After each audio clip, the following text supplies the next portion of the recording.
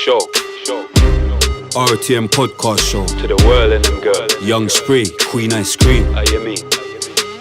In Northwest London, born and raised. In Kilburn is where she spent most of her days. Chilling out, maxing, relaxing, all queening. Then her and Mafiella did start diva twinning. And Young Spray, well, I was up to no good. Always making trouble in the neighbourhood. What? Did a one liquor rubs and the judge didn't care. He said, I'm sending you to prison right now for 2 years. I blew my mum a kiss and then when I saw tears, her face showed the limit of the pain she could bear. If anything I could say, the sentence weren't fair, but I thought, nah, forget it. Yo, mum, have no fear. Have no fear, mama. I know I'm only 16, but I'm built for this. That's what Yo, I pulled up to the jail around 7 or 8 and I yelled to the sweatbox, yo fam, link you later. Welcome to Feltham, I was finally here. They took me to Swallow and it started from there. So it all started, man. You're just like me, I'm just like you. I was a bad you too. But you could change, man. You can change. Have faith. RTM. Really the most. Boom. Welcome to the RTM podcast show. We've done no special edition today. Me, myself, Young Spray, Big Bad Spray, here with my co-host Cream, you know the vibes. Queen Ice Cream. You already know today. Obviously, I know we've all seen what's going on with Link Up TV and Rashid and all of this stuff. We've got big man Mike GLC, my brother here, to answer to all the questions, and you know we're just gonna talk about this thing, yeah. And thanks for coming and yes, definitely dealing with us. To be fair, because obviously, no, you could have gone to the winners talking. They told you to come on there and all that, but thanks for coming and family dealing with us. Yeah, no, but we're just gonna stay partial. We go where we're loved. Yeah, and I respect that. But yeah, we're gonna stay as partial as possible today. We're not here to. I'm not gonna be here putting down anyone because I saw their episode and it just seemed like Rashid was being rude, and and people were just more focusing on putting my brother down without actually answering to the relevant questions and whatever. And I was surprised because I know Rashid and I've never seen him in that light or be rude like that. You get what I'm saying? I know Rashid to be a cool guy from the dealings I've had with him. That's why when you came on my show, on our show, sorry, and you said that he was your brother and woo, I left you because I thought, yeah, he's a cool guy. Do you get what I'm trying to say? So, yeah, we're just going to start with that. Like, how do you feel? Is he still your brother, though? No, guy, he was your brother before, innit? So, but that's one of the things he said as well. He said, you went on Young Spray's podcast and he was saying, he's my brother. I'm gonna try and be as serious as possible today as well. Do you get what I'm saying? I mean, yeah. How did, what broke down that relationship from you calling him your brother the last time we met? And it was a good project. I was looking forward to that project as well. I mean, if I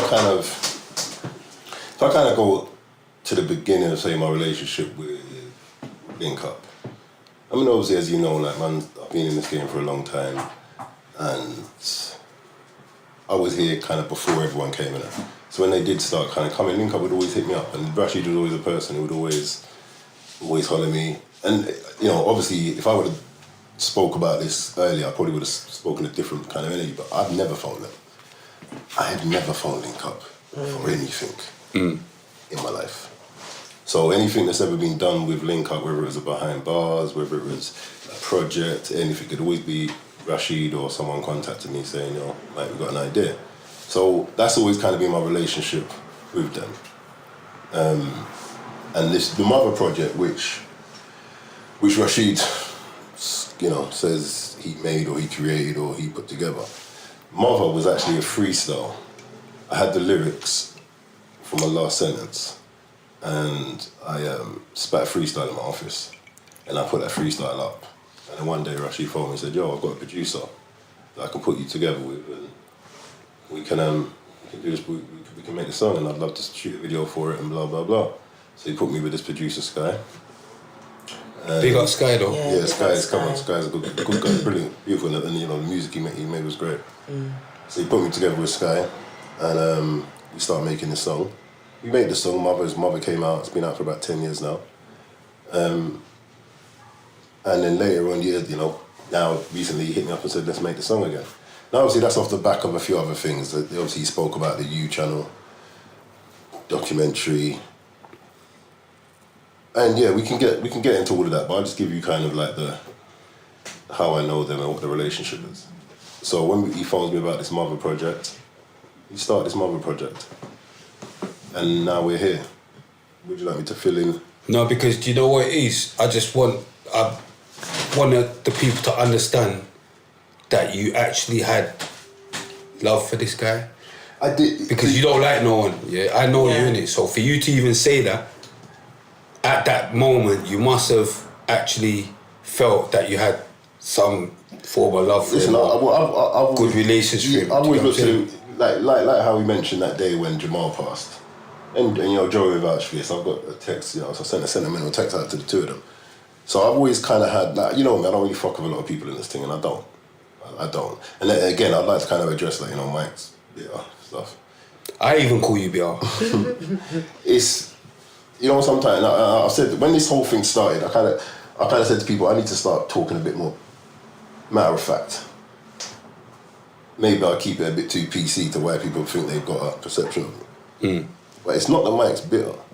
It's Mike actually misunderstood, I would say. I don't like this shit. And I don't like most of the people in it. That's not an act. Respect's come on, bro. And this game kind of wants to force you to respect things you don't respect.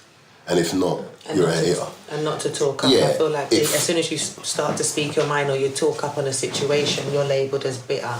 There you go. Now, obviously, if you spend your life around, man, you know the reality. But that's neither here nor there. I'm not here to prove I live a wonderful and great life and everyone's happy.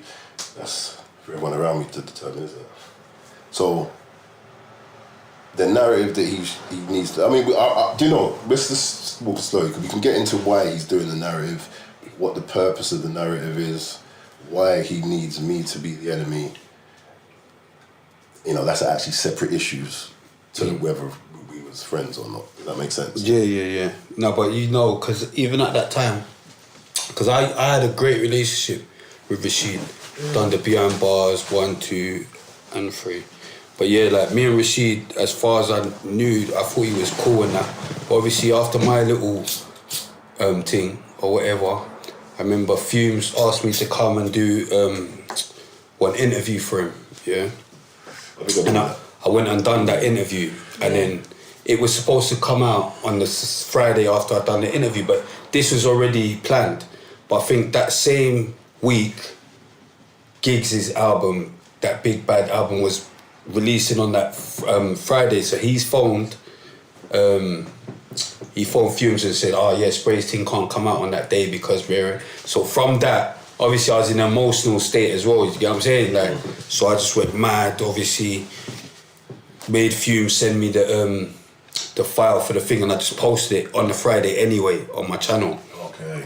Do you get what I'm trying to say? So from there, I just stopped liking him, and I was getting mad at him, whatever. But he can't be. That's what I'm saying. That's how I was surprised at how rude he was, because I was thinking, wow, what has changed, or who's giving you these back? Because I don't know him like that. And I just thought you're being cheeky. I didn't like it. You know the truth. You get what I'm saying? I didn't like it. I didn't like it. Even when... Because he must be smart enough. You must be smart enough, Rashid, to come somewhere and not have to be that rude. You're not... I could be rude, innit? I'm a rude boy, innit? I've grown up a rude boy. I didn't grow up a chief. Do you get what I'm saying?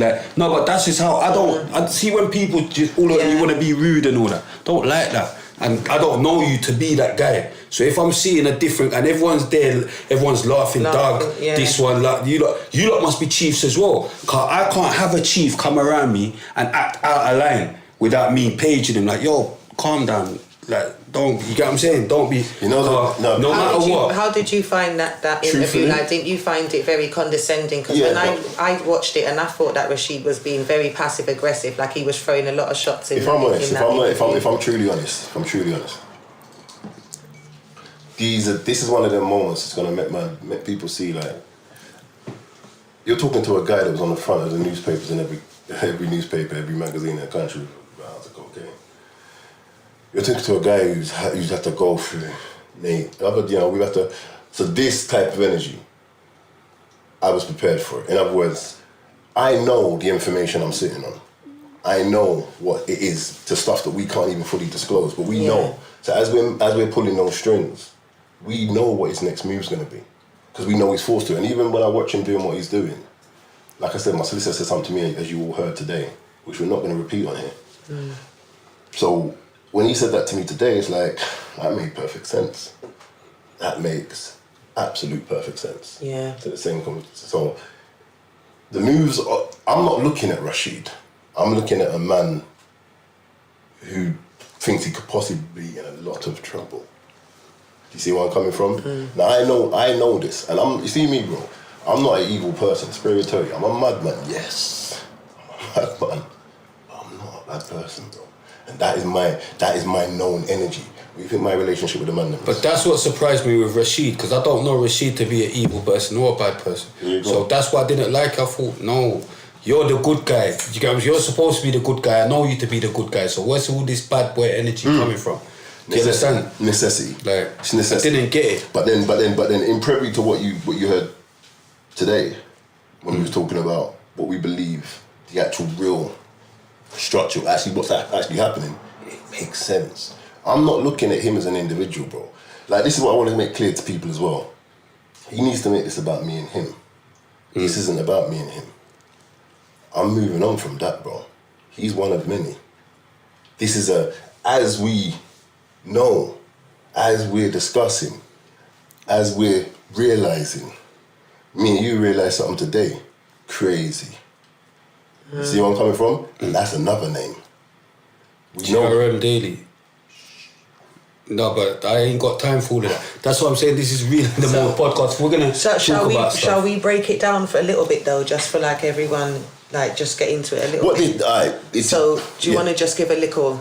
So basically, in a nutshell, we started shooting this mother project, and when we started, I was actually going to play your mum as well. He was going to play my mum. Yeah, definitely have the energy for it, just. But let's if we rewind it a little bit. Sorry. Let me get that coke, and I saw you got something for D. If I rewind it, let me do this. Where's them bottles there? Sorry, this is our last episode with Deluxe. And me and Spirit was talking before the episode started. I'm like, bro, let's do this in my house. And I want to thank Deluxe. Yeah. Shocked, did it? I want to thank Deluxe for the time he spent doing this with my brother. I know where my brother was after. But do you know what he would be doing if he wasn't doing this? Like, fuck all the semantics. You know what he would be doing if he wasn't doing this, bro? Lining up for dinner. Yeah. So walking around in circles and exercise. So, or a lot of people are wondering where they go. But you know what I'm saying? Boom. Thank you. Thank you for doing this for my brother. Thank you for getting it to this point. Thank you for taking the time out, and we thank you. So this is for you, my brother. All right? Yeah. And you know Mike, come on, you know Mike GLC, bro. You said you're a fan. How else do you think we move? This is how we move, bro. That's how we live, bro. But apparently I'm full of hate. Crazy. Take this. Cheers, thank you very much. Oh. We're going to drink that together before you go. No, I want some of the Hennessy. That's it. Thank you. You don't drink anyway. You not drinking, D? I'll drink later. You're going to have one. You have to have one of them though.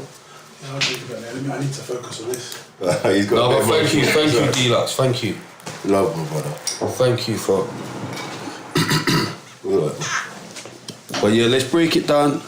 Yeah, So, let's just a little back. Yeah, just wait, a little. this ain't about putting. Let me just say, this ain't about putting down Rashid or nothing. Like I said, I've had good dealings with the guy.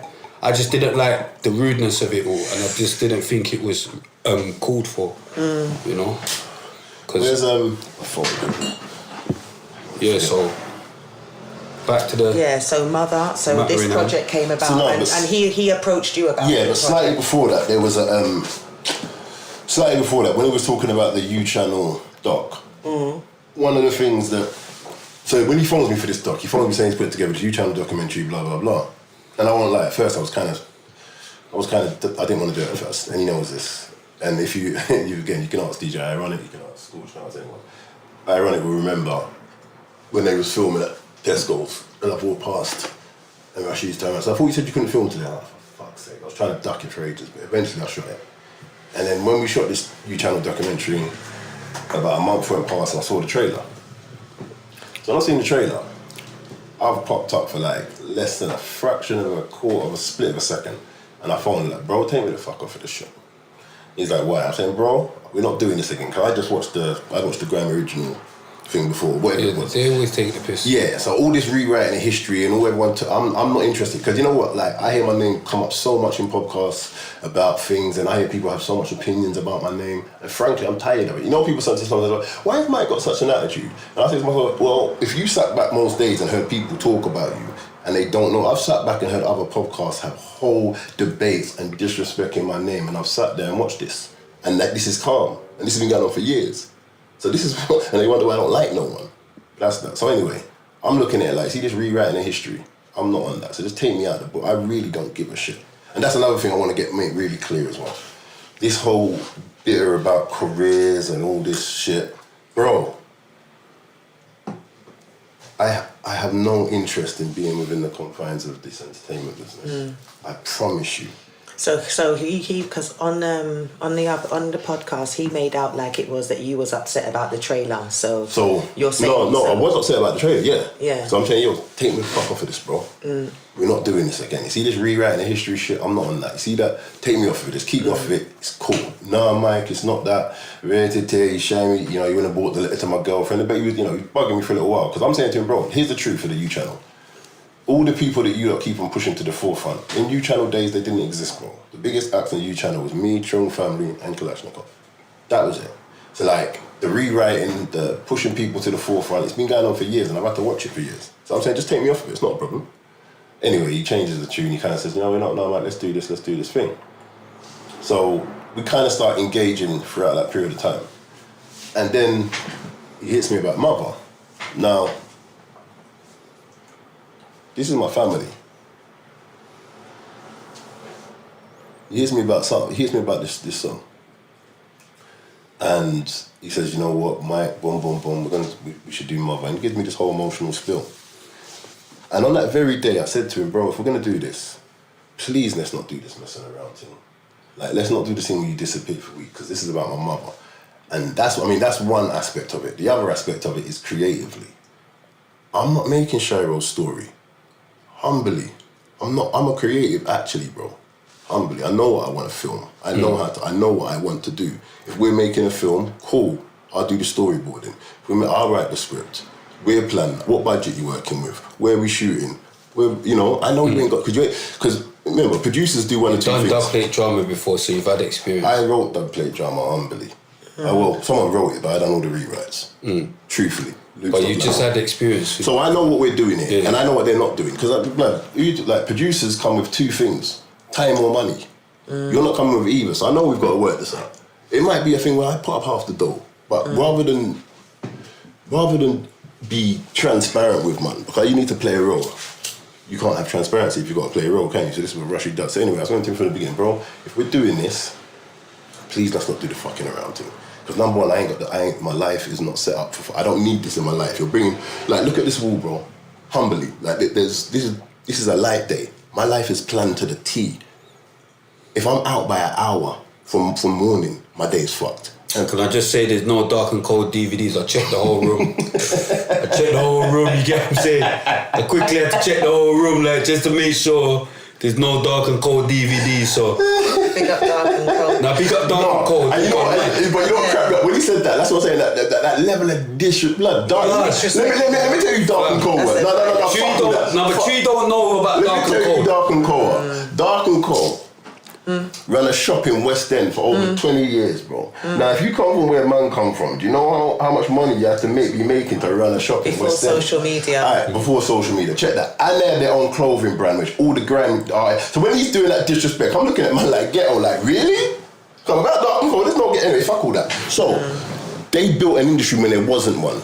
Every UK rapper, every American rapper that came into this country had to go through Dark and Cold. Every last one.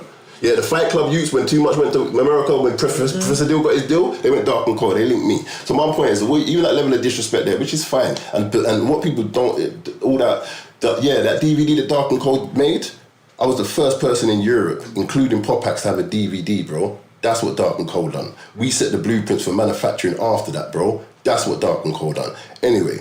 You know, it's just on the thing of, cool. You're just living in the past, but that's what they say. See, a lot of people that can't live in the past. That's what. No, I noticed that's what they always because you can't live in the past. Just because you can't live in the past. No, because in the past it was mad for you. Yeah, that's true. Do you get what I'm saying? In the past it was mad for you. That's true. Like, because like he wants to say, it's like they live in the metaverse. Like everyone from man's era or whatever. Like all these, there's a lot of people out now that you lot believe in and you lot think of this and that. But they were still around when man was out here, really. You see me? So yeah, but so as we, he says, that's what I don't want to do. I don't want to trail off into other shit. Yeah, don't be trailing off into other shit because they're gonna think that's a spliff. But go on. So then, anyway, we start this process. We start this process. Now that whole thing about Mike phones me and all that, bro. I wake up at 4 o'clock in the mornings, every morning, without fail. I do all my creative stuff before 8 o'clock. Like, how do you think I've produced 3 comics? How do you think I've learned how to draw? I could draw at a pace. This takes me, how long? 10 minutes. Like, to get to that level of expertise, I need to be working these shifts, bro. So my days are mapped out like this. I do art in the mornings, and if you notice, I might pop my head up, pick up my phone. I phone her. Yeah.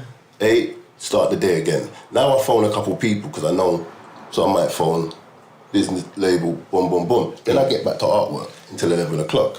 Then I have what I call a devil's hour, when I phone people I don't like. Straight down. My whole camp have it. So, and then... Why do you phone people you don't like? Because we have to phone people we don't like. For it's what? part of life. No, but for business. What? For business, for money. When I mean people I don't like, it's everybody. Yeah. Yeah. The people I love, I phone in the mornings. Yeah. How do you feel about that, about the early rising thing? I get up mad early. I get up early. And if I have a project... I get up early. I could go to sleep at 6 in the morning and I'll be up by 8. Yeah. Anybody that just because of my body. Anybody that goes to work or runs a business or goes to school. Yeah, anything. Normally get up really early and before. But you see when he started doing all that, I'm not even trailing to that. Because me and this guy, listen, now when I came to see you last time, we came with a book Meditations, didn't we? Me and this guy, when I'm looking at Rashid, the most hurtful part, actually shared. Might phone me early before and I'll answer my phone. Come on, right? You know what? Vice versa. Like, the most hurtful thing was like, so imagine you sit down with a man and you and a man reason about how we live our lives. Because at the end of the day, how can I put it? I'm following my daily routine is set in stone in philosophy, bro. I'm following philosophers like Marcus Aurelius and Nietzsche, bro. I'm actually living to that rule. That's how you work your day. Yeah? So when we're doing creative stuff, Rashid, when you phoned me or you messaged me, it was at the same times. And I responded.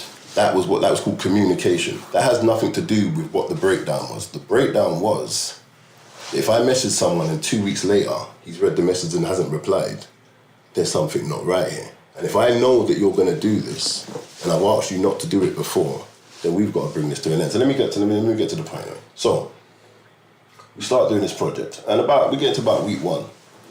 And week 1, if I message you, and you don't reply back within a day, I don't want to, there's no one in my life, anyone around, he can tell you that, they can all tell you that. I don't live that way, I don't even have that energy in my life. Why? Why would we entertain that type, why is there anyone in life we need to talk to so much that we need to look back at our phone a day later and say, have you got back to me? Are you crazy? I'm a fucking adult, bro. Like the record label, I'll get off the phone with the label and a man will say to me, bro, are you talking to the label? Yeah, You can't talk to them like that. Of course I can. It's my life. I've got things to do. I haven't got time to wait on you getting back to me. In what world? And this is the problem with these guys. They believe that the world they live in has value. Like what I'm doing now, most of it I've already known I could have done. They don't. This is why people they don't understand me, bro. They don't understand the world that they have value has no value to man. So for some crazy reason, they believe that Mike wants something from the music. We're sitting here, and there's nothing the music game could ever give me back. And we're going to talk about the CD funny stuff that you lot was trying to talk about. And there's a reality I could really say that would upset people, but Ruthless is my brother and I love you forever. But I don't know how people thought their music was getting up and down the country. What do you think? Go on. So what do we do? This is what I didn't want to do. I didn't want to wear myself up. So that's going on for about a week. He doesn't contact me back. So I send him a message. I remember I'm walking in the gym. I'm in the roving doors. Bro, let's leave this alone. I think actually one of the messages I posted, one of them was one of the ones I posted on Instagram. I said, bro, let's just leave this alone.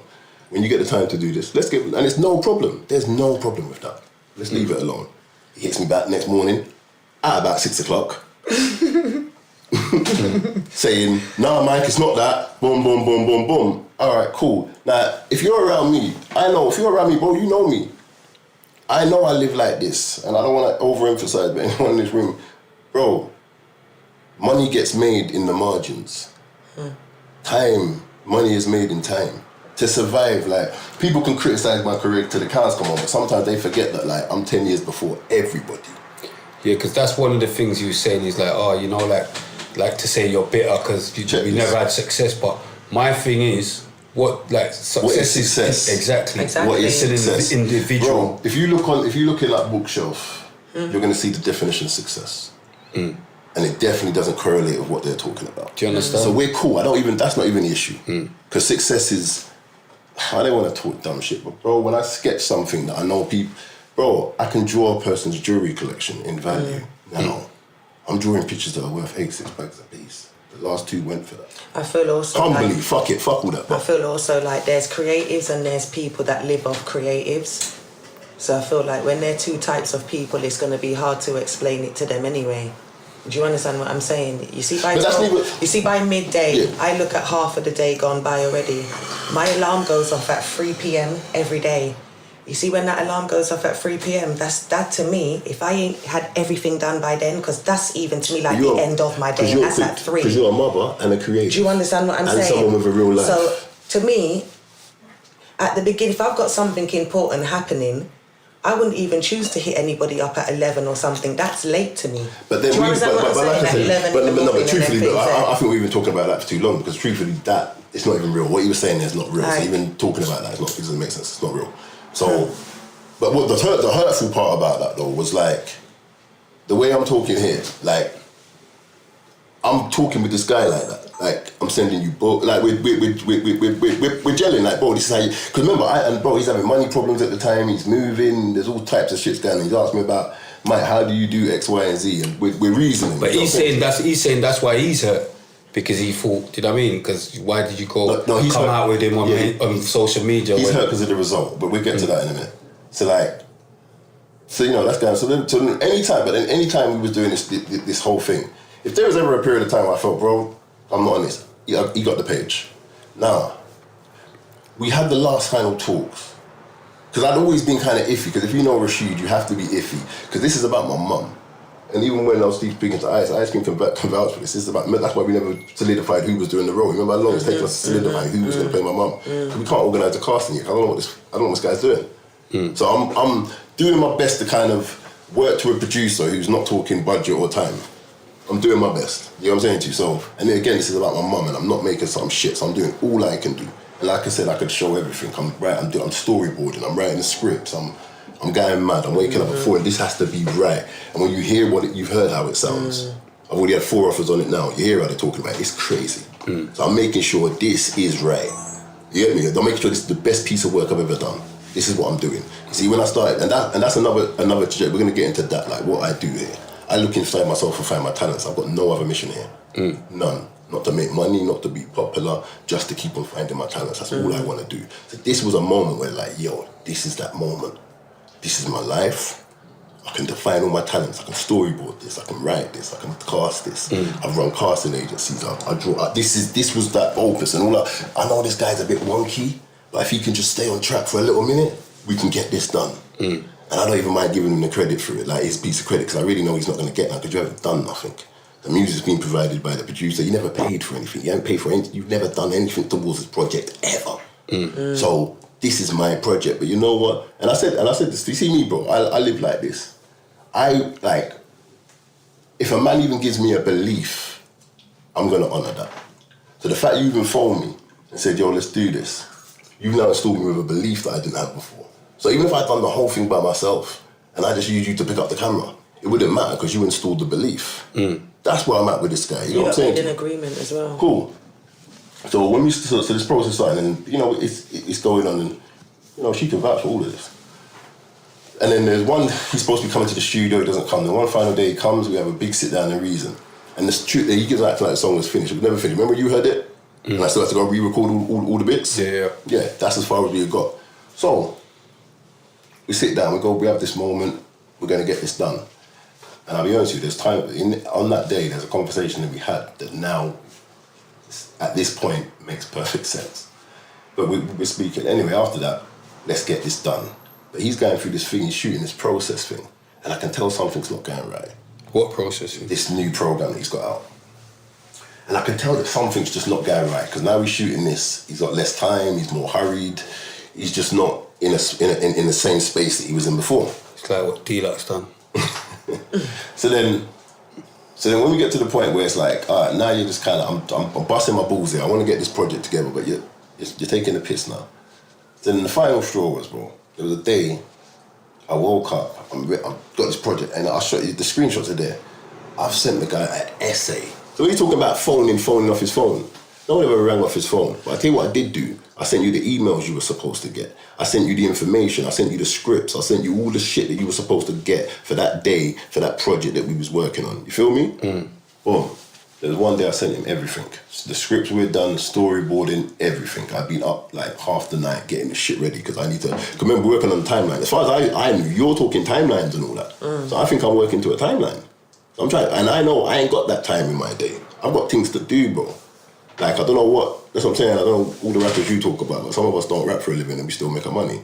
I've got things to do. Humbly. Good money too. Be humbly, get me humbly. But I've got things to do. So I need to get this stuff to you so you can crack on anyway. I send him this whole stack. The guy opens it, doesn't reply. Cool. Couple days pass, no reply. A week passes, still nothing. And remember, all this time I know Mike, because you know where we are. You know what mindset we're in. You know that we're trying to go right when we used to go left. You know this.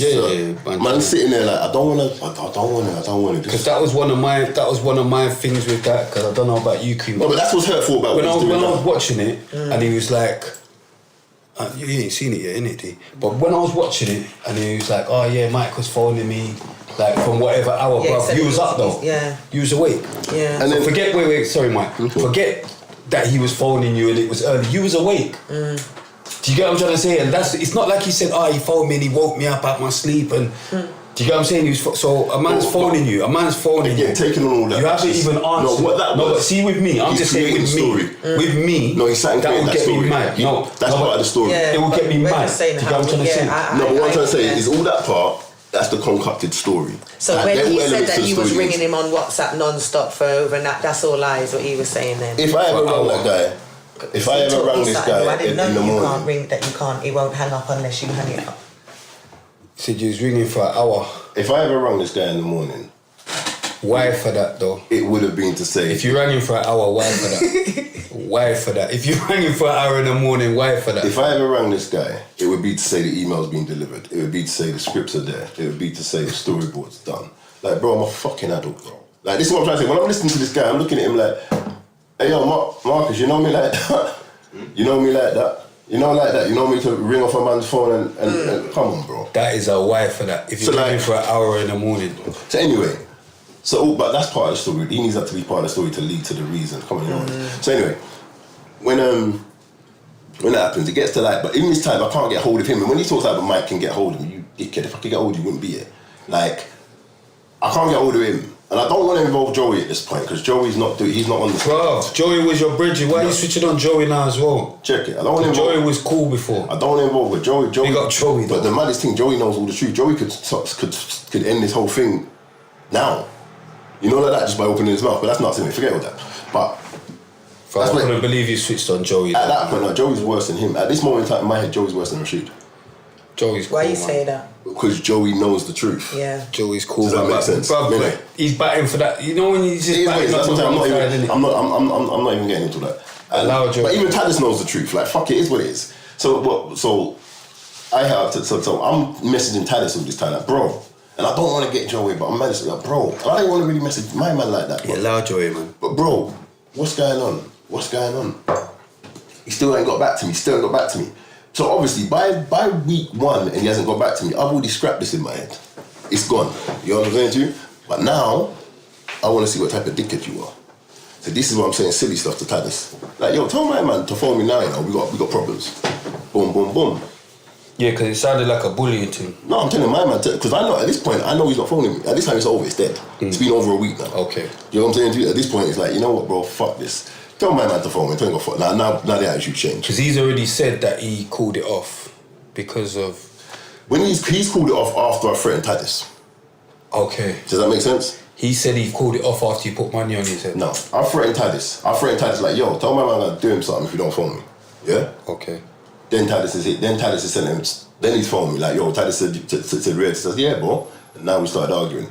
So when we started arguing now, I'm saying, yo, hey, what, furthermore, take me off of that Channel U documentary. And he's talking like, I said, furthermore, give me some money. And that's where we get to the phone call. That's where we get to the money on the head talk. I said, furthermore, because now he's talking like, right, what, you need the money, you're a tramp. I said, bro, you're a dickhead. Remember, take that money and put it on your fucking head. That's where we get to the video. So now, that's his reasoning. Feel me? But it's cool. That's whatever that is. I'm a dickhead for doing that. That was stupid. That was immature. I'm a dickhead. Yeah. I can't believe this one. But it wasn't a 10 stack as well. It wasn't a 10 stack still. He said there's 5s in there. Probably, I don't know what the fuck it was. Like, it wasn't a 10 stack. It was in the drawer. But all I know, and I would like to also state that money comes from my artwork that happened to be hanging around the house. Yeah. I would like to say that. So it wasn't a 10 stack still. Nah, but it was like 5 top head. Some, but top head. And so for the record, listen, don't even make me start being an arsehole. It was another draw. But anyway, fuck. Yeah, I saw you opened the other drawer. You opened the other drawer to show him that there's more. Yeah, fuck that. He saw it in the crew. You opened the other drawer, like you realised, hold on, this ain't even the 10 head. I know you knew, you get me. Even when you said there's 10 head, he knew. He knew there were 10, you get me. Hold on, let me open. I'm not even supposed to be doing this. I know you, I know where my nose. I'm not, you're not, this ain't even 10. I gotta show you there's more, you get me? But it will come from artwork and there's artwork available, yeah, there's books. The way he's putting it out, but the way he's putting it out, come on. the way he's putting it out there, I just wanna, he's obviously not taking it seriously. Because that's why he's joking it out. Yeah. Do you get what I'm trying to say? If you was taking it seriously, you wouldn't be joking. No, but it's just the story he needs to conduct to get to the situation to why I'm raging. That's all that is. Every bit of information leading up to me talking about. But it was funny though. You said there's a 5s in there. Yeah. You know, like don't be saying there's a 10 stack and there's 5s. What cracked me up is 10 stacks of 5s. Yeah, like, what cracked me up is train drivers were laughing. But anyway, Doug. I don't know, but train drivers and workers and 9-to-5ers were laughing. Working the train. I don't know, just laughing at that money. Pound sterling can't work on the train. I'm just saying. Which one of them works on the train? Man can buy this is the RTM podcast. Who works on the train? I don't know who works on the trains. I'm just saying. Find this out. Boom, I just know there's 9-to-5ers in that room. This is slander. But anyway, say no. But there's nothing wrong with 9-to-5. No, nothing wrong. But that's what I'm saying. But there's nothing wrong with having 5s in the stack. With money. Yeah, don't be laughing. As a 9-to-5, don't be laughing. I don't care. When I mean I don't care, I'm broke. I'm fucking broke. I've got no money. I'm broke. I'm struggling. I don't care. No, but you know leave me alone. No, but you know that the 5s in the stack, so you have to give him that one. You have to give him that one. You have to give him that one. Now you have to give him that one. Yeah, but 5s will come in 100 rap. Now you have to give him that one. You have to give him that one. I bust a giggle. I'm not even gonna lie. You're my mate. Cool. Like, cause I had to pause it. Oh, like there's 5s. Do you get what I'm saying? And that's when I clocked this ain't a 10 stack here. You get what I'm saying? But he really did draw me out though. Because the hand was reaching. You gotta beat him up. Now you definitely gotta beat him up. Listen, let's just stick to what we're Yeah, let's stick to this is what we're not doing. So They don't want us to circus. No, not even. I forgot they didn't want you to come on it. No, listen. Here's what I'm gonna say. On that note, no, I don't gotta beat him up. Every bit of aggression I had for that youth was at that very moment that he's using. Fam, if you don't punch him in the face, I might punch you in the face. Blood is mad. But Yeah, you should do that. He's being too rude. You should do that. You, brother, no, you're being too rude. Brother. But listen. I'm saying to you this. All that aggression, all that. Let's just get back to the point. Like, that's what I'm trying to say. Like, none of that is reality. So none of it registers. I'm just looking at the story. Like, what is the story that needs to be created here? So he has to create this narrative. I have to be angry. I have to be. And like I said, we've got a belief now of the real reason why. And we don't even think it's for our audience, bro. If I'm truthful, but like I said, that's another something else. But like, so anyway, we get to the point where all that happens. So now we're raging, and that's why when he said the first time I go on Insta, that's that. So now I want to blow up the documentary because now I'm saying, bro, take me off the documentary, you know. I'm gonna fuck this up now. So that's where I put the Insta out, like, yo, well, because remember, But did you want him to take you off the documentary, or did you actually just want to get paid? No, I wanted to fuck it up. I wanted to fuck up the documentary. What was the? Because you. No, I wanted to fuck up the documentary. No, Yeah. I wanted to fuck up the documentary. I know he's not gonna pay me. Because that's what he was like. You wanted money for it. No, you didn't want him to come off it. No, I wanted him to fuck. That's why I done that. Like 2 bags. Are you stupid? Come on, we get that to the youths. Like, that's why I wanted him to do that. Because I want to fuck it up. Because I know this is his baby. I know his whole essence is right. Still coming up. Cool, whatever. It's not official. It can't be official. I'm not on it. So I know this is his baby. I know this can't come out once I do this. I know it can't be official. I know it can't do what you want to do with it. That's why I'm doing that. Because you got Chung Family on there. You got North Star on there. Let me finish what I'm saying. So when he starts doing all that, that's why I'm doing that, to blow up that. Now, I know that Rashid, he likes to play like he's this fair person. Cool. The only thing that hurts Rashid are things that hurt Rashid. So you can't chat to Rashid. Rashid will fob you off until something affects him. Like, if you tell Rashid, bro, that's not right. What are you angry for? Anything you tell him, he can fight. He's Mr. Link Up. He's been Mr. Link Up. Blood, he's been a nerd around Savages half of his life. He knows he's mastered this. To fob man off and keep it moving. He's mastered. He's a master of it. It's the sleight of hand, whatever the fuck it is. So nothing hurts him. He sits down. He's professed this. So I need to hurt him, bro. Because you're taking a fucking. Yeah, you're taking him out of character. So when I do the U channel thing, I know. I don't, bro, when people say about going on, I don't give a fuck how you lot see me. That's one thing I want to get clear with these man as well. I don't give a fuck how none I want to see, man. I need to get that really clear. Because man need to keep on talking about my career, this my career. Mine's 10 years before everyone, I'm still here. And none of you can't stir up better than me. So, he's doing, I know this is the only thing that's going to hurt him. I know that. So that's why I do that. So, now he's hurt. Now he's out of shape.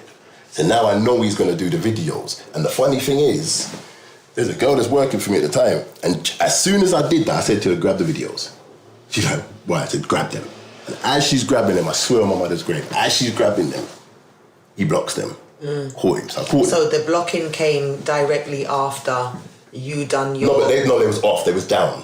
So as she's grabbing them, she's saying they're not all downloading. So they're already in the zip file. But she's saying they're not all downloading. This is after you went on and spoke about the documentary. But I know he's going to go for them. Yeah. I know what this coward's going to do. So he's going to go for them. So now that happens. So now I'm like, yo, bro. So before that, I've already preempted, yo, bro, make sure I get my videos, you know? Like, I'm preempting this. Make sure I get my videos, bro. And that's when you see the first set of voice notes. Make sure I get my videos, bro. But I already know about the digital stamping because I already remember seeing it behind bars on Spotify. I can't remember when it was, but it was there. Well, he mentioned something like that on the show because, you know, when he was speaking to them, he was saying it will most probably be blocked by the time this comes out anyway. So like, do you remember? So like, when he said something like so that? So I'm going through all this. So I know he's going to do this. So when I know he's going to do this, I'm going through the videos. And then that goes on.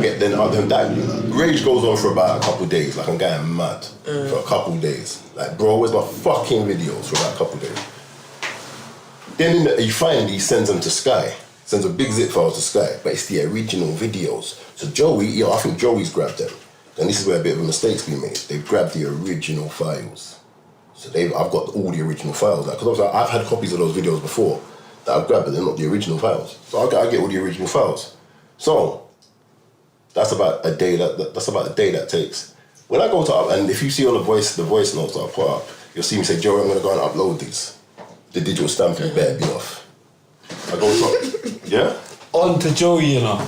Yeah. I'm laughing because those ones what you uploaded between you and him talking was so funny. Yeah, so I'm saying, Joey, the digital stamping better be off. I'm gonna upload these today.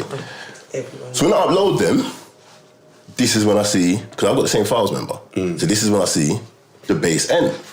So I'm like, what the fuck's this? Joey? And I'm not just seeing it on my behind bars, I'm seeing it on the Scorcher tune. I'm seeing it on the Scorcher tune, which again, they never shot, they never made, they never had nothing to do with. They only uploaded it, and it was on their request as well, not mine. Joey said, let me do that. I'm seeing my other tune, Hope still. Again, not theirs. Again, copyright to this company.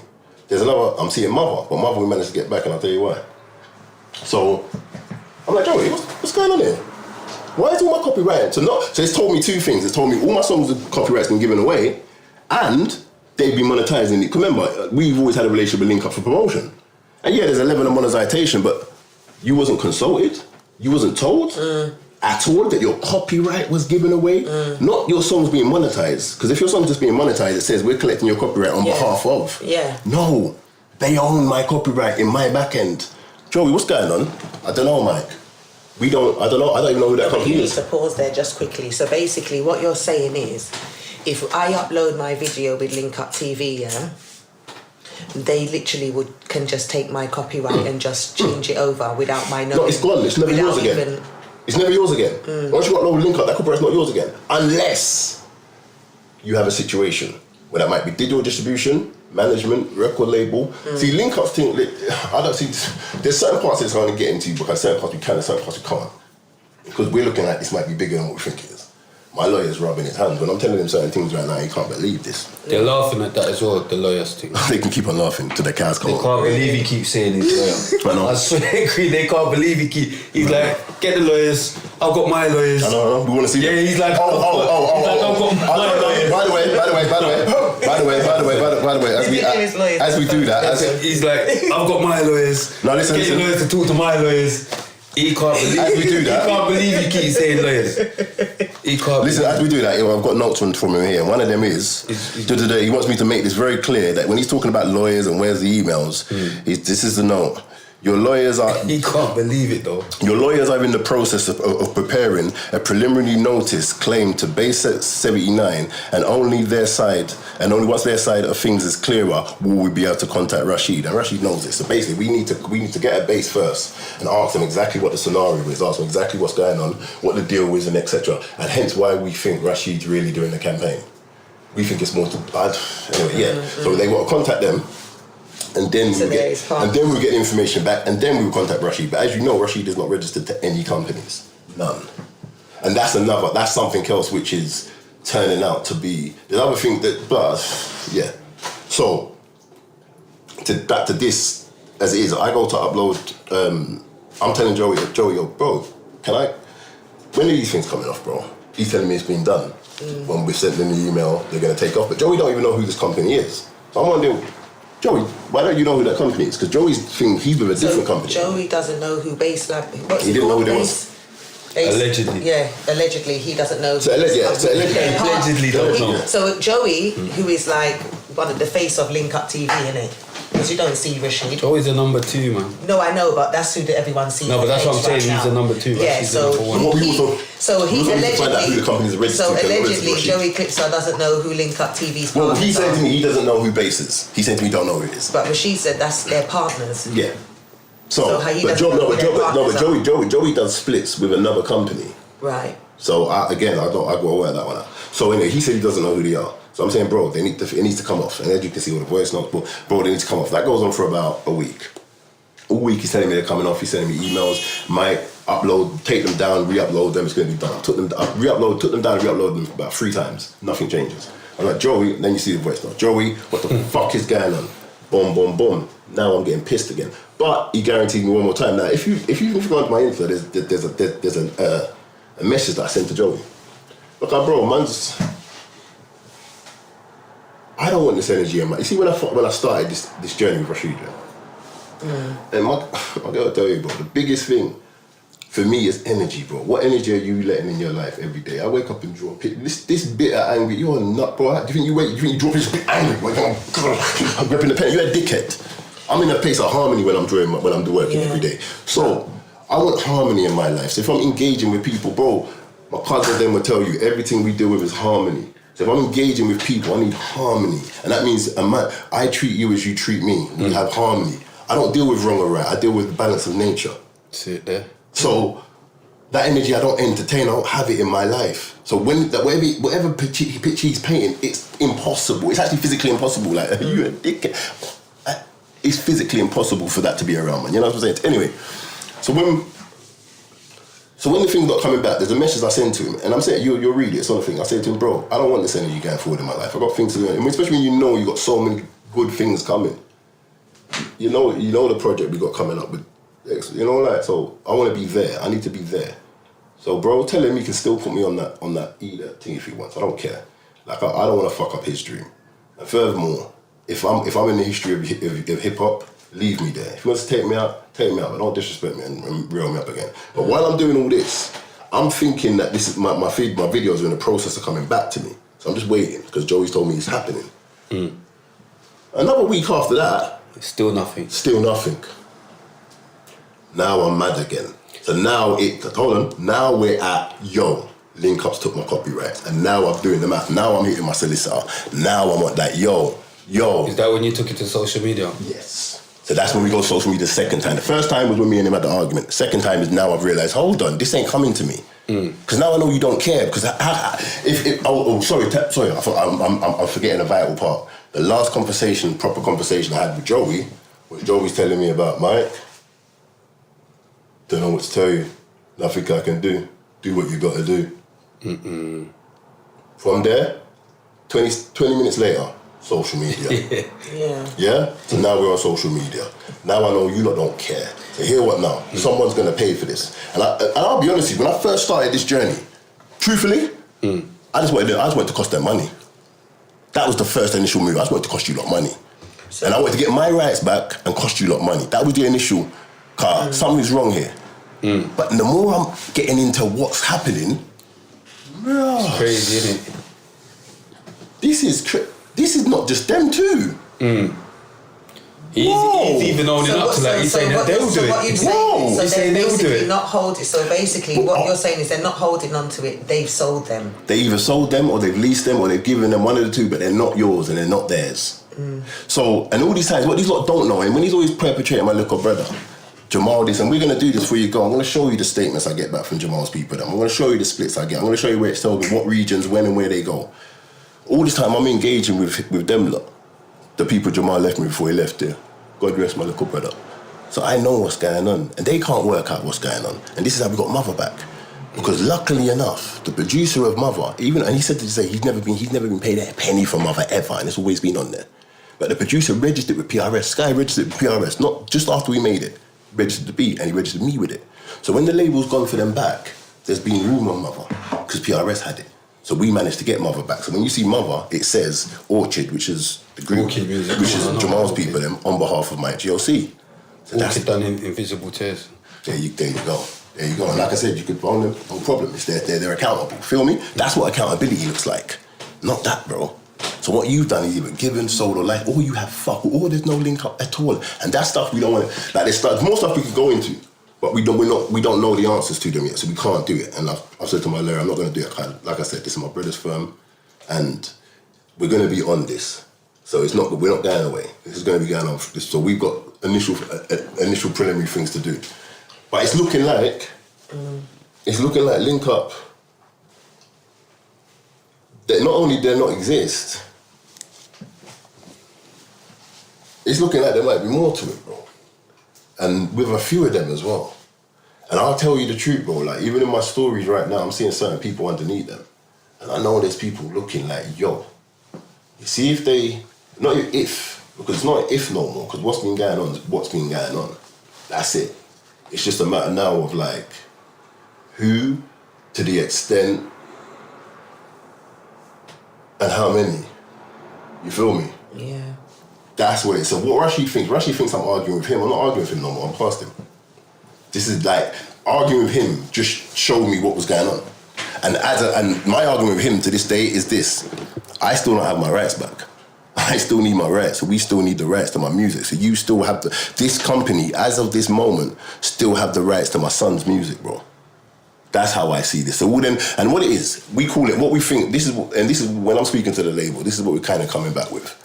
We call it the basement bucket artists. The thing. So you got like 70% of the artists they deal with properly. And like most of them, they got relationships, management, record labels, proper digital distribution. I would say a lower percentage. Maybe it could be, but it might be lower than 70%. But I'm being kind. Yeah. Extremely.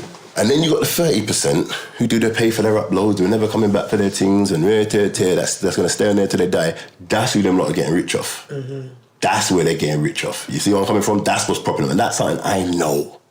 And that has been told for me from the top. So legally, basically, those platforms should only be able to claim the monetization because it's their platform and it's their fan base, basically, that you're... No, legally, they shouldn't be able to do nothing without but if consent. they upload a video onto their channel, they should be able to monetize off of it now. Yeah, of course they can. Of course they can, but really they should be given a percentage because one thing... I always take the piss out of...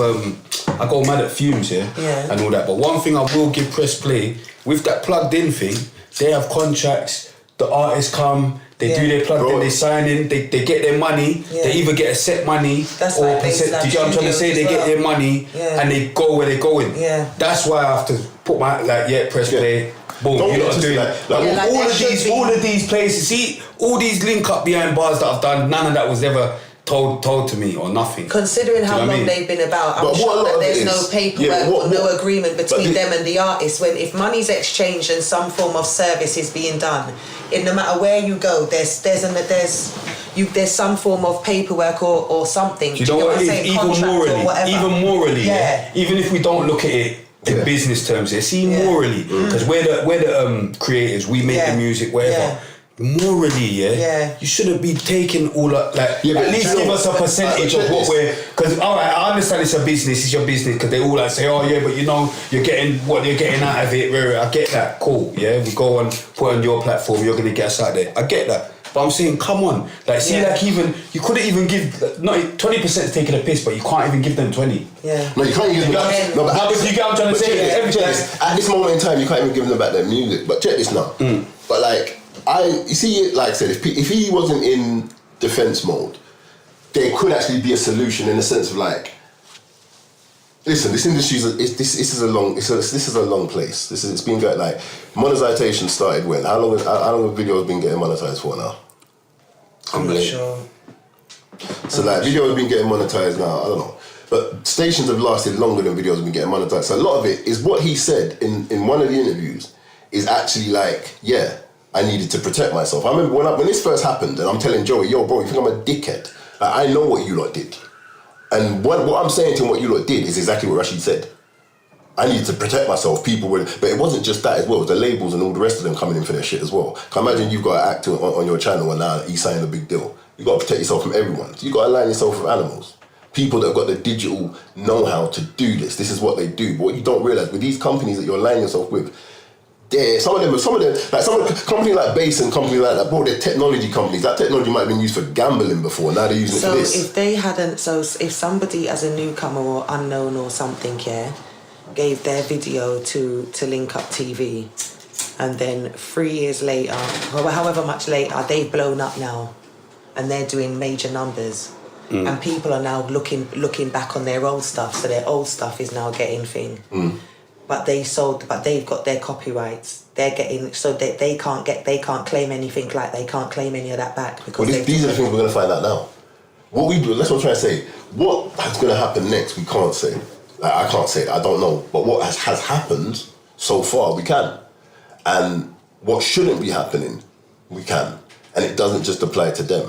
But the thing is, it's not so much even what's happening. It's the reason. Like one of the reasons this has happened to me, I will say to people, I'm the biggest of the basement buckets in the sense of like, no one don't give a fuck about my GLC like that. So Link Up ain't expecting this turnout. You know what I'm saying to you? They're not expecting me to want my shit back. They don't expect life. So when he's cut, it's what it looks like. It looks like when he's cut a deal, old stuff goes in that deal. So that's content. So you cut a deal, and then you have a deal going forward. Yeah? So what you're seeing now is the deal going forward. But then there's still the old deal. So some of us got mixed up in the old deal. You know where I'm coming from? So now we can't get our shit back. So that means that activity's been happening. But that means that your digital stamping's been set up in a certain fashion. So like we found out with Spray today, with Graham Daly. We know that the Daily Duppies are being monetized on audio as well as digital. They put my Daily Duppies on iTunes, isn't it? So for instance, and now that's the case, and now if you look back to what Rashid said we all use the same people, even though we know Jamal don't, we all do the same thing. So that's what they do. They take that standard. Your Daily Duppies on iTunes, you should have got a split sheet then. Yes. I didn't get nothing. Because I just done a freestyle with Bass Lab and I got a split sheet. How I got my situation now. So at least I know everything. You see what I'm rapping on? I didn't. They didn't record. I didn't record my Daily Duppy in their studio either. Check this. You know when you're talking about we Jamal. filmed it. The visuals. But I'm saying the actual audio. It's not your. It's not from their studio. Check this. It's not their. But check this though. Check this now. This is the so each time him and Jamal done the same thing. Yeah. When I done that rapping over the piano, I sat down with the guy a day later. That's how I got my distribution deal. And that's what my administration do. So as soon as I done that rapping, I got my splits, I got my statements, I got everything. I got my. What's that with SBTV? Yeah, I've never got nothing off SBTV. No, but what I'm trying to say, that was back then when no one didn't really know what they were doing. Does that make sense? So when people's got to the time, and no, I done Amen with SBTV, never got nothing. Well, check them, but they're accountable. There's an office, you can find them. You can go and see where I'm coming from. They're a real business, and if you go and check them and say I owe you this, they can go and get the money from somewhere. Do you know what I'm saying? You can audit them the money. If you pay SBTV and say, yo, blah, blah, blah, blah, blah. SBTV, that's my place, blood. Everywhere. But what I'm trying to say is they're actually a business. That's the difference. Does that make sense? So when they're not dissolved. No. They're not dissolved. But when man said, but remember, it's not just SBTV. He correlates with other entities. They've given it to this entity. Does that make sense? So they're not doing the same thing. But that's what happened when I done that freestyle SBTV. Now, when I done the hardest bars with Joey also done the same thing. Joey offered splits immediately. But Joey's splits are a bit funnier. They're like some freeway. But Joey's splits also, the way his splits work, tell me again something's not right. So anyway, Joey does splits. So if Joey does splits, where's your splits from behind bars? If Hardest Bars does splits, shouldn't that make behind bars do splits? You feel me? But obviously behind bars are older. Does that make sense? So whatever reasoning he has, but what should be happening is business should take place. No, but they still knew that. It might be older, but they just still knew it. It's just gotten more bait now. Yes. That's what I think. So what I'm trying to say, still knew they should have been. No, but what I'm trying to say, money off it. So listen, what I'm trying to say is that you can give a man an excuse if he doesn't know something. Let you know they're you feel me? They should at least let you know that it's going to be uploaded onto iTunes. It's going out for streaming. Imagine that. Do you understand? You've made a YouTube agreement with them. Do you understand what I'm saying? You've made a YouTube agreement. But you haven't. I didn't even make that agreement. Exactly. But you haven't made an agreement for them to now. But listen, Spray, look at it like this, please. But look at it like this. Look at it like this. Look at it like this. Me and you found out this in the morning. Just off. So what I'm trying to say is, everyone's scenario might be slightly different, but the element still boils down to the same fact: predatory behaviour, manipulation, and people not being disclosed information. Yeah, does because make sense? It's like them people that was doing that 1p scam. You know, and they say send 1p or whatever, but they was making millions because if they're sending it to how many people and they was doing that. So for all the people that don't know that things been claimed, do you know how much money the people there must have been making off of artists? Because this is being spammed over how many years? So now we're going to get back to after this we're going to talk going forward. Because going forward more comes into now what's happening. Because like I said, exactly what's happening, we can't say yet because we haven't had contact back. So there's certain things we've got to find out. Yeah, but just like how his thing is being copyright, it's been put on iTunes, yeah? the whole purpose of us using platforms is for I know that, but what I'm trying to say, we're past that thinking now. Like what they've done, past that. What the companies that are facilitating what they're doing is more the issue now. Does that make sense? So like, because the companies they're doing this stuff with will not think they're breaking the law. So somebody somewhere has to do, and what it's going to do is come back onto the in-between person, the video person, because the company that they're using are not going to think they're breaking the law. So the fact I can't get my copyright back tells me that a company says, we own this, who the fuck are you talking to? So there's something here, so that's what we've got to find out, what's happening here. So that's to be found out, that's to be determined.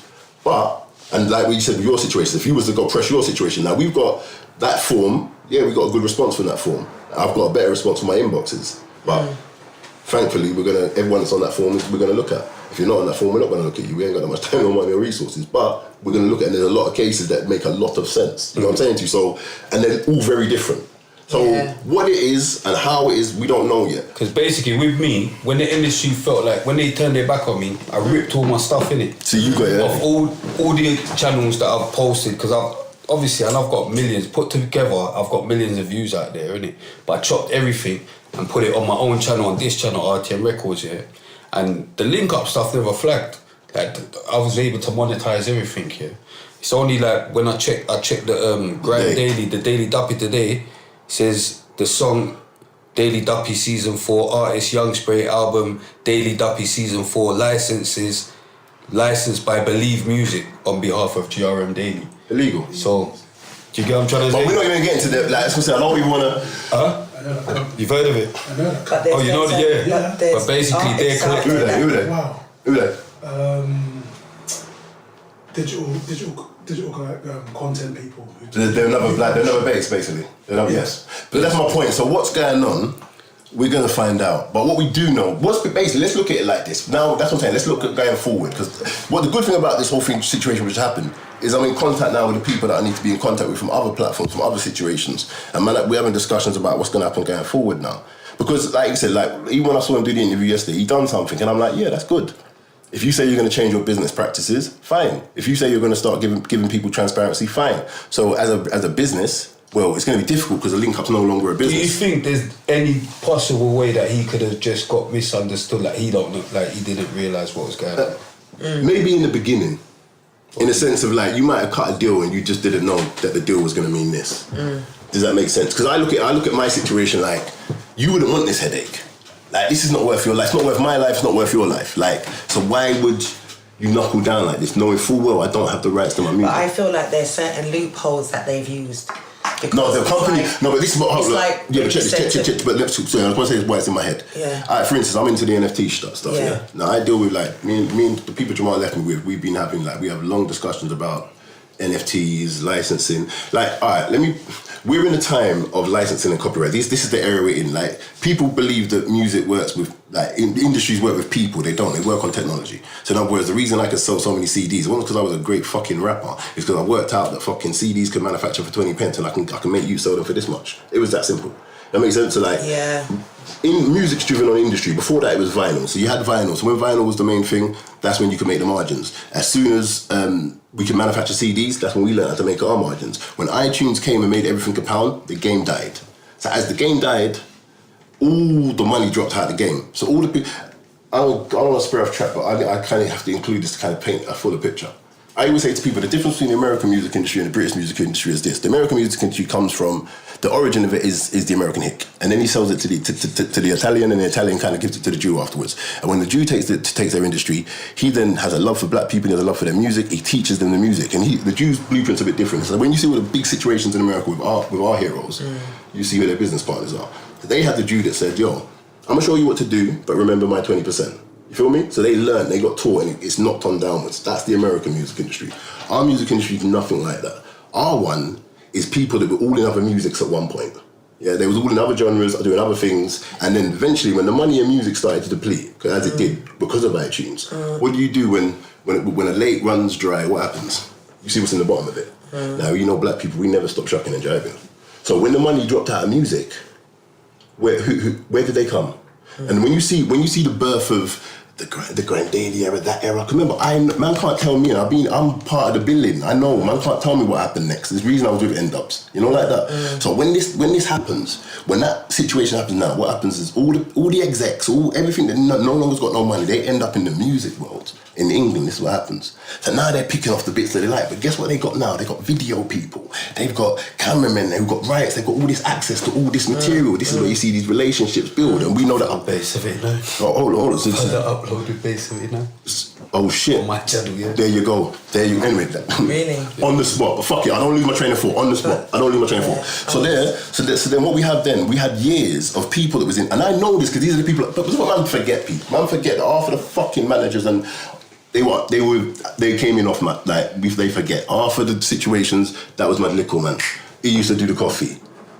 Right, that's H's manager. Get out of it. So my point is, I know the scenario. Nah, don't this H's manager, Addicts. Big up Addicts. Let's get coffee though. Do you know Addicts? Yeah, Addicts. Eastside Records, bro. Addicts. No, it was Colin at first, wasn't it? Nah, Colin ain't H's manager. Who's Colin doing then? Colin's Digger D now. Okay, say that. But anyway, my point is, you get my point. Oh, what did Colin used to get? I swear he was H at one point. But anyway, my point, he was at Eastside at one point. Yeah, he was at My point is... He used to have Nola in it. My point is... Big up Colin, man. Don't start Colin, bro. Fuck everyone. My point is, I know everyone from the basement, bro. So man can't style on me and they know that. So when I'm saying these scenarios, I know these scenarios. I know when they changed. So when that time came where all the people that was in the other genres of music came and started sucking off our thing, now the music industry looks like it's working. People think money just came into black music. No, it didn't. Money's been here for the last 50 years in black music. It looked like it had more money. So now, when the well's dry, the predators start tipping up, but they've already got the little house niggas they can get the bits from. These are the video guys. Yeah. They can come and grab the content. So, and I'm getting to the point about these companies like Bass and these companies. So, and where I say music's technology driven. So now these people start picking off. But what do these people do when they've got what they want? They go back to doing what they're doing. So people don't learn in this environment. See, the American environment's about learning and knocking it down. Our environment's about a bunch of people that do something for you and then they leave. Or they take you to their world and you behave like them.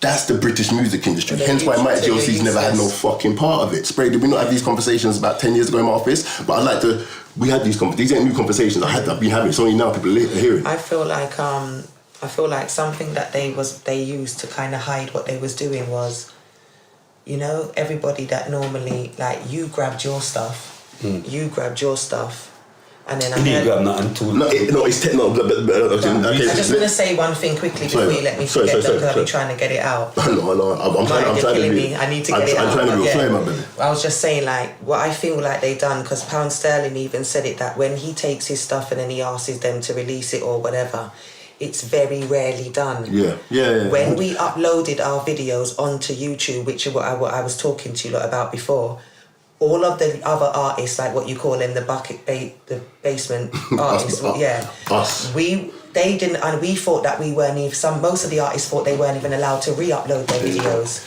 It's that lack of understanding what they've been playing. So it's kind of like a little loophole that they went through, because if you are under the understanding that you're not allowed to re-upload your own videos, that's the way that you're going to find out if there's been a copyright claim. Do you understand what I'm saying? But then so with them kind of making you feel like you can't re-upload it, that's because you're not meant to find out certain things. That's actually something that people need to actually see. But that's that predatory behaviour. Exactly. But this is what I go back to. So it needs to be highlighted. This is why I'm telling this little story here, to get people who don't... Because people often think that Mike just has Alzheimer's, but Mike knows what the fuck he's talking about. So that predatory behaviour is in our industry. So like, the industry driven on technology. So what these companies are, they're not record labels, they're not music people, they're technology companies that are designing technology which is going to come up with the best possible way to utilise every inch of this content. And these are the people they're doing business with. So say, for instance, the people I'm doing business with, Jamal, they're music companies. These companies are technology companies. Big difference. They're designed to say, fuck you. And they jump in bed with them because them companies can get them the most money. So that's just what's going on. And we're going to find out what the true relationships are now. And the reason, believe me, some people probably know. Some people might have got deals. Some people might have got contracts. But overall, it's in no one's benefit for this information to be commonly. That's why he's like, yeah, come check me, whatever. That's just them. So whatever he's doing, we're going to find out. But it's not honest. It's not clean. Like he just found out on the spot right this second. When he said base, there's a lot going on, but my lawyer's going to work on that. And you want to keep on playing my lawyer, got Enfield Tower right here, you can go check him. We spoke to him just before this started. So like, that's that. But afterwards, we want to start talking about going forward. How this is different. Like he says he's going to start helping people. Cool. I want to see that. Because like I said to a man, business begets business, you know. And I'm a man that's run business my whole career without a bunch of energy. You know my thing. Everyone in here met me in the office for the first time.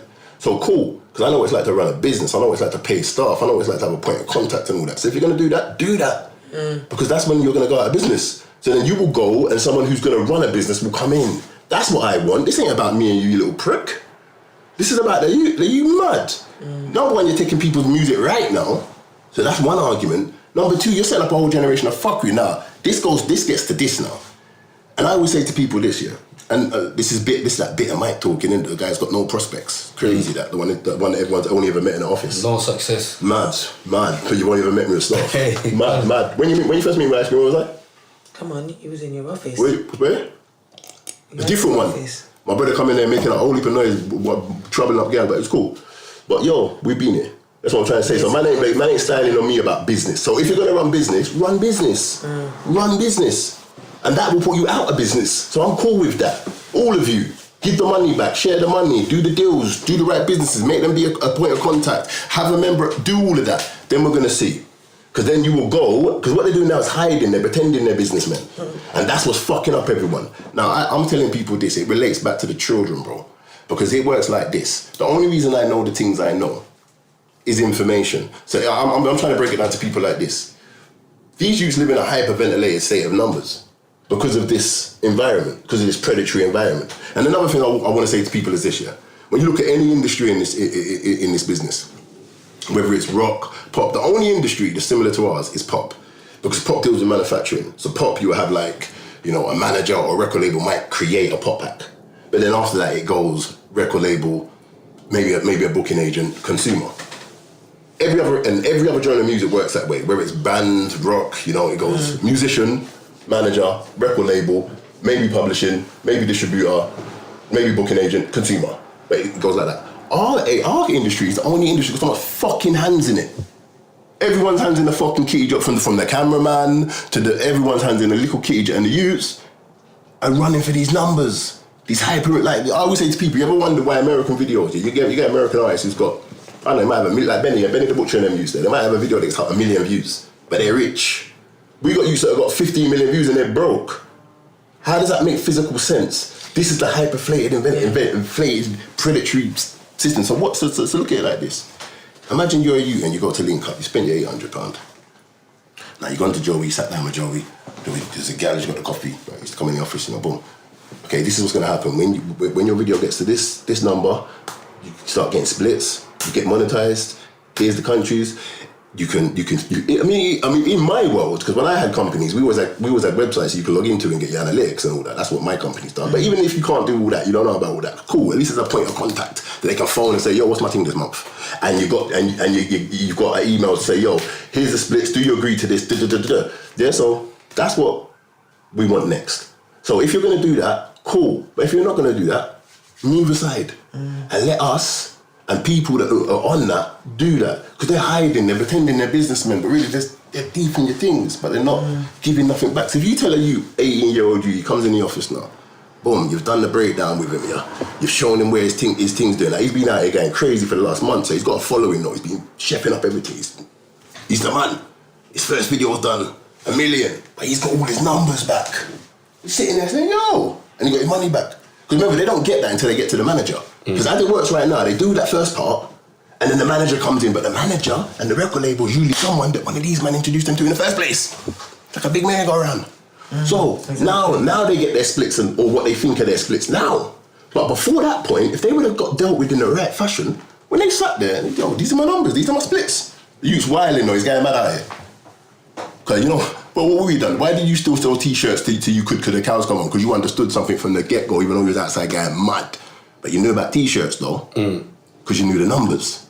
Now, imagine these youths sit down, and every time they walk in the office, they know their numbers. Because I don't know my shit, because I know my numbers. They're going to want to make 5 of those. Right, I made, 500 off that video in 2 months? Let me make 6 of those. What, you telling me I don't need to run around and chef up everything? I can just get office and shoot some videos and yeah, I'm on this. Yo, you look fix up, you know. You know, furthermore, you see when we get our money together this time, what we're gonna do now, we're gonna get a studio. You know how the thing's set. Because you know your numbers. When you deprive the use of their numbers, they're left out there to go mad. I go mad, I chef up something, someone dies, 2 million views. Wicked. This is how it's working right now. And this is what I'm trying to say. Going forward, we need people that are coming with channels. I won't even say, I'm sitting down, like, I'm saying this. I don't really care about all this shit. In the sense of like, this is not what I want to do for the rest of my life. I want to help reset the thing. But music's not, because I don't know why they can talk about Mike's bit. Mike's cool. Mike just wants to, we've got albums and that sitting down that still sound better than everything you lot are doing, so it's cool. We're going to put those out as we want. That was a bitter statement. It's a bitter statement, it's true. But it's true. I can't help it. Anything you heard from Mike GLC before, forget that. Forget that. I don't even like Rashid said he's never chatting to you again. Hopefully. I was about to ask Hopefully. you, like, do you feel the same or do you No, hopefully. Listen, it's not even about him. I don't, like when I say hopefully, I don't even mean that in a way of like, oh, Is you know. that why he hasn't, is that what he's saying his reason is? The reason is the reason really is because he knows what I'm doing. That's the true reason. I know that's the true reason. He knows that's the true reason. And like I said, remember when I phoned you on the phone, I said, bro, and that's another thing as well. Here's another thing. The video. Leaking the video, trying to get me arrested. Trying to put that in the air. Like, until he done that. I think Doug done that. I don't care who done it, but it's that same, it's from him. It's because it only went one place. Yeah, no, he sent it to Doug and £1 sterling. Cool, whatever. Did you see him? He sent it to them, innit? So like, when all that happened, Doug leaked it. I phoned Spray that day. Spray would tell you, I phoned him and said, you know what, bro? We're gonna make peace in the sense of like, this ain't about my man. If my man hasn't done what he said he's doing, cool. But here, we're gonna say, I'm gonna say what I know seems to be happening elsewhere. You get what I'm saying to you? But cool. And Spray's like, you're going mad. I said, no, but bro, I don't care about Why it. I always saying he's going mad? Because I'm thinking, all right, cool, make peace, but mine was being rude. Yeah, cool. See me, I'm on like, But I said in the that. start, Mike, I've got no problem with Rashid. I don't, my one problem with Rashid was that I think he was a cool guy. But you see, if you start being rude like that, bro, I'm gonna punch out your face for you. Like, and that's my own. Do you get what I'm trying to say? Like, from Yeah, where the it truth comes, is, don't be listen, rude. the truth is, like, the you're truth being is, rude. no, but I'll be honest with you, bro. You're just being rude. Do you want me to know the God honest truth, bro? You're just being like, rude. bro, even before I started the project with these guys, I'll be honest. You wanna know what? Like, I said I'm gonna talk, bro. You see people, Mike don't like none of this shit, bro. So Mike don't care about none of this shit. So people being rude, people saying fuck Mike, Mike's this, Mike's that. I swear to God, it's all cool. Because at the end of the day, you live the life you actually live, and that's it at the end of the day. So like, anything people say that isn't in the realms of what man's dealing with, it doesn't make no sense or difference to man. And that's the easiest way I can express that. No, you know what it is? Like I said, I'm rude, innit? Like, I'm rude, but I'm a rude boy. I'm capable. Do you get what I'm trying to say? Now, do you get what I'm saying? Like, But I'll be rude and I'll be rude to your face as well. No, but hear what I'm saying. I'll be rude to your face as well. Yeah, but Do you get what I'm saying? Like, Would I'm not- Rashid say what I'm he not said just- on that podcast to you in your face? Yeah. Would he say I don't to you? think so. You know what I'm saying? That's what I'm just saying. Someone might. We can only go by our track records. It is busy. I don't know, but me, My jacket's alright. I can't. You get what I'm saying? I can't see them man there standing up in man's face and being so. I don't know what, bro. We don't cover, bro. Being so Bro. It's me and you, you know. like being. We can't, bro. It's me and you, you know. It's me and you, you know. We can't see who's standing where, bro. You acting like we ain't moved. How many crowds out there? So we're cool. It is what it is. I don't care. Like I'm here. I'm present. I want to stay in this space. I'm only pissed that I was pissed at that moment. I'm pissed that I didn't. I dipped out without getting mad. But at the end of the day, you still have my copyrights. So I'm gonna deal with. That's a whole different, separate. And the thing is, I would have probably stayed just. And I said this to Joey. You know, I said, bro, I was fighting for my copyrights. It wasn't until you started being rude that I'm now gonna tell people, hear what now. And on that journey, because you keep on because you've antagonized me because you're now trying to do what like for instance, you're saying, am I pissed about what he's doing and what he's saying? No, but I know he's ruining himself, so it doesn't matter. Does that make sense? Like everything you're doing is ruining yourself. So I swear on everyone. I said this to everyone. I actually felt for the guy, bro. When I saw the Winners podcast, I'm not proud to crumble people. When I see a man crumbling, that makes me proud. He said it. What would you say? He's not crumbling. He's being rude. So yeah, he wasn't crumbling. See, but I said it to him though. What did I say to you that day? What I say said, to them? he was sitting there. No, but what I said scared and that. I said he weren't scared. No, I didn't say scared. What I said, I'm not proud of seeing a man crumble. He weren't crumbling. And I said he weren't. He was being rude. But that's my point. But my point was, my observation is, I know what's going on in their actual situation, so I know he's crumbling. So do you think that he was doing damage control then? It's more than damage control. But we've got another belief that my lawyer said to me today, and I'll get to that. I don't even want to say that. So I think what he's doing now is, and that's what makes it dangerous, if I'm honest. You see me personally, I'm scared of him. True stories. Like when that video came out, my baby mother tell you, my girl took blood, I'm sitting there and I'm looking like, I knew it was coming. Come on, we're from what we're from. It only gets worse. When nerds are scared, it only gets worse. So it's like, and it's not even a scared element, it's because I know what he thinks could land on his lap if this caves in. Do you understand what I'm saying to you? Because what he's telling you, look, is he has to get public opinion against me. There's no other option. None. And like I told you, I know who's looking at what I'm doing right now. So what we're doing is marquee. This isn't a game. Like, this is beyond him. And I don't even want to talk it like that. I'm not even trying to. After this, like, I want to talk about what happens going forward. Like I said, going forward, if people start to do what they say they're going to do, then the youths are going to benefit. Cool. That's what it is. But like I said, business begets business. So to run a business costs money, bro. And you have to be real. You're going to need more than Joey. You're going to need a business. So it sounds to me like this thing got out of hand with you two, and now it's just opened up a much bigger can of worms. That's exactly what's happened. And that's why he needs to make it about me and him, so that the now it worms come sounds down. like it's actually, like how it's sounding like it's even bigger than your situation. If what you're saying is what it is, 100%. and if it's what I'm trying to think it is, because I'm looking at it as somebody that, you know, just uploads their thing, and I'm just looking at it just as an art, you know, like it's definitely bigger than that.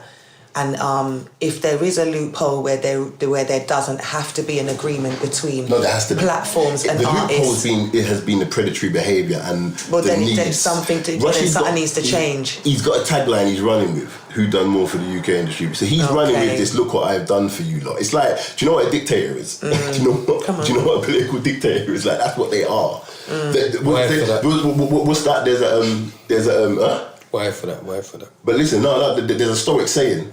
Lava. A dictator. That's what you're saying, yeah. Yeah, why for that? What's why? Because of the. That's what he said. I don't know who that is or what that is.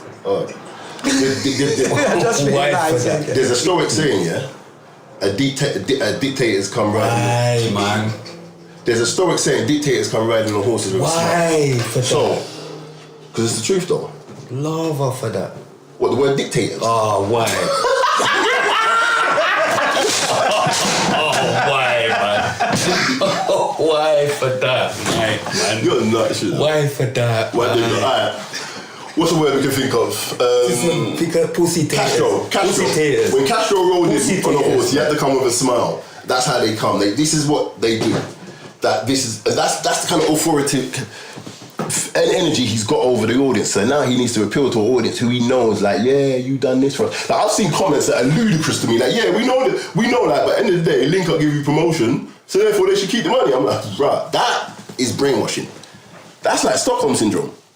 Like, our youth are stuck in Stockholm syndrome. It's nuts. So now they. Why? But that's just I feel like that's because over the years, yeah.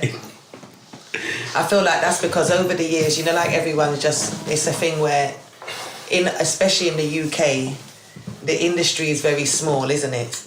And it's like, if you don't go through it coming like for a certain amount of time, it coming like if you weren't going through those two channels, you weren't even getting anywhere, unless you're a viral sensation. And that goes back. SVT, but then there's a reason. Not because they stopped at certain time of music. I'm not talking because I don't think they was as bad. Their numbers Do you understand dropped. what I'm saying? Remember when SB's numbers dropped? Yeah, I know, I remember. Yeah, that's when SB because I don't really put them in that category as much. Do you understand what I'm saying? But for a long time, it coming like if you're not going through there or there, you're not really saying that. And there is others now. You know, you got press play, whatever. The funny thing is, you saw it in America for a very brief moment, and that's my point. It's like England didn't have enough going on to stop that whatever ship. Yeah. So in other words, like that predatory behaviour in America for a very brief moment, they had World Star, and then that disappeared, no longer existed. Now, but the difference of America, I checked the difference of America now.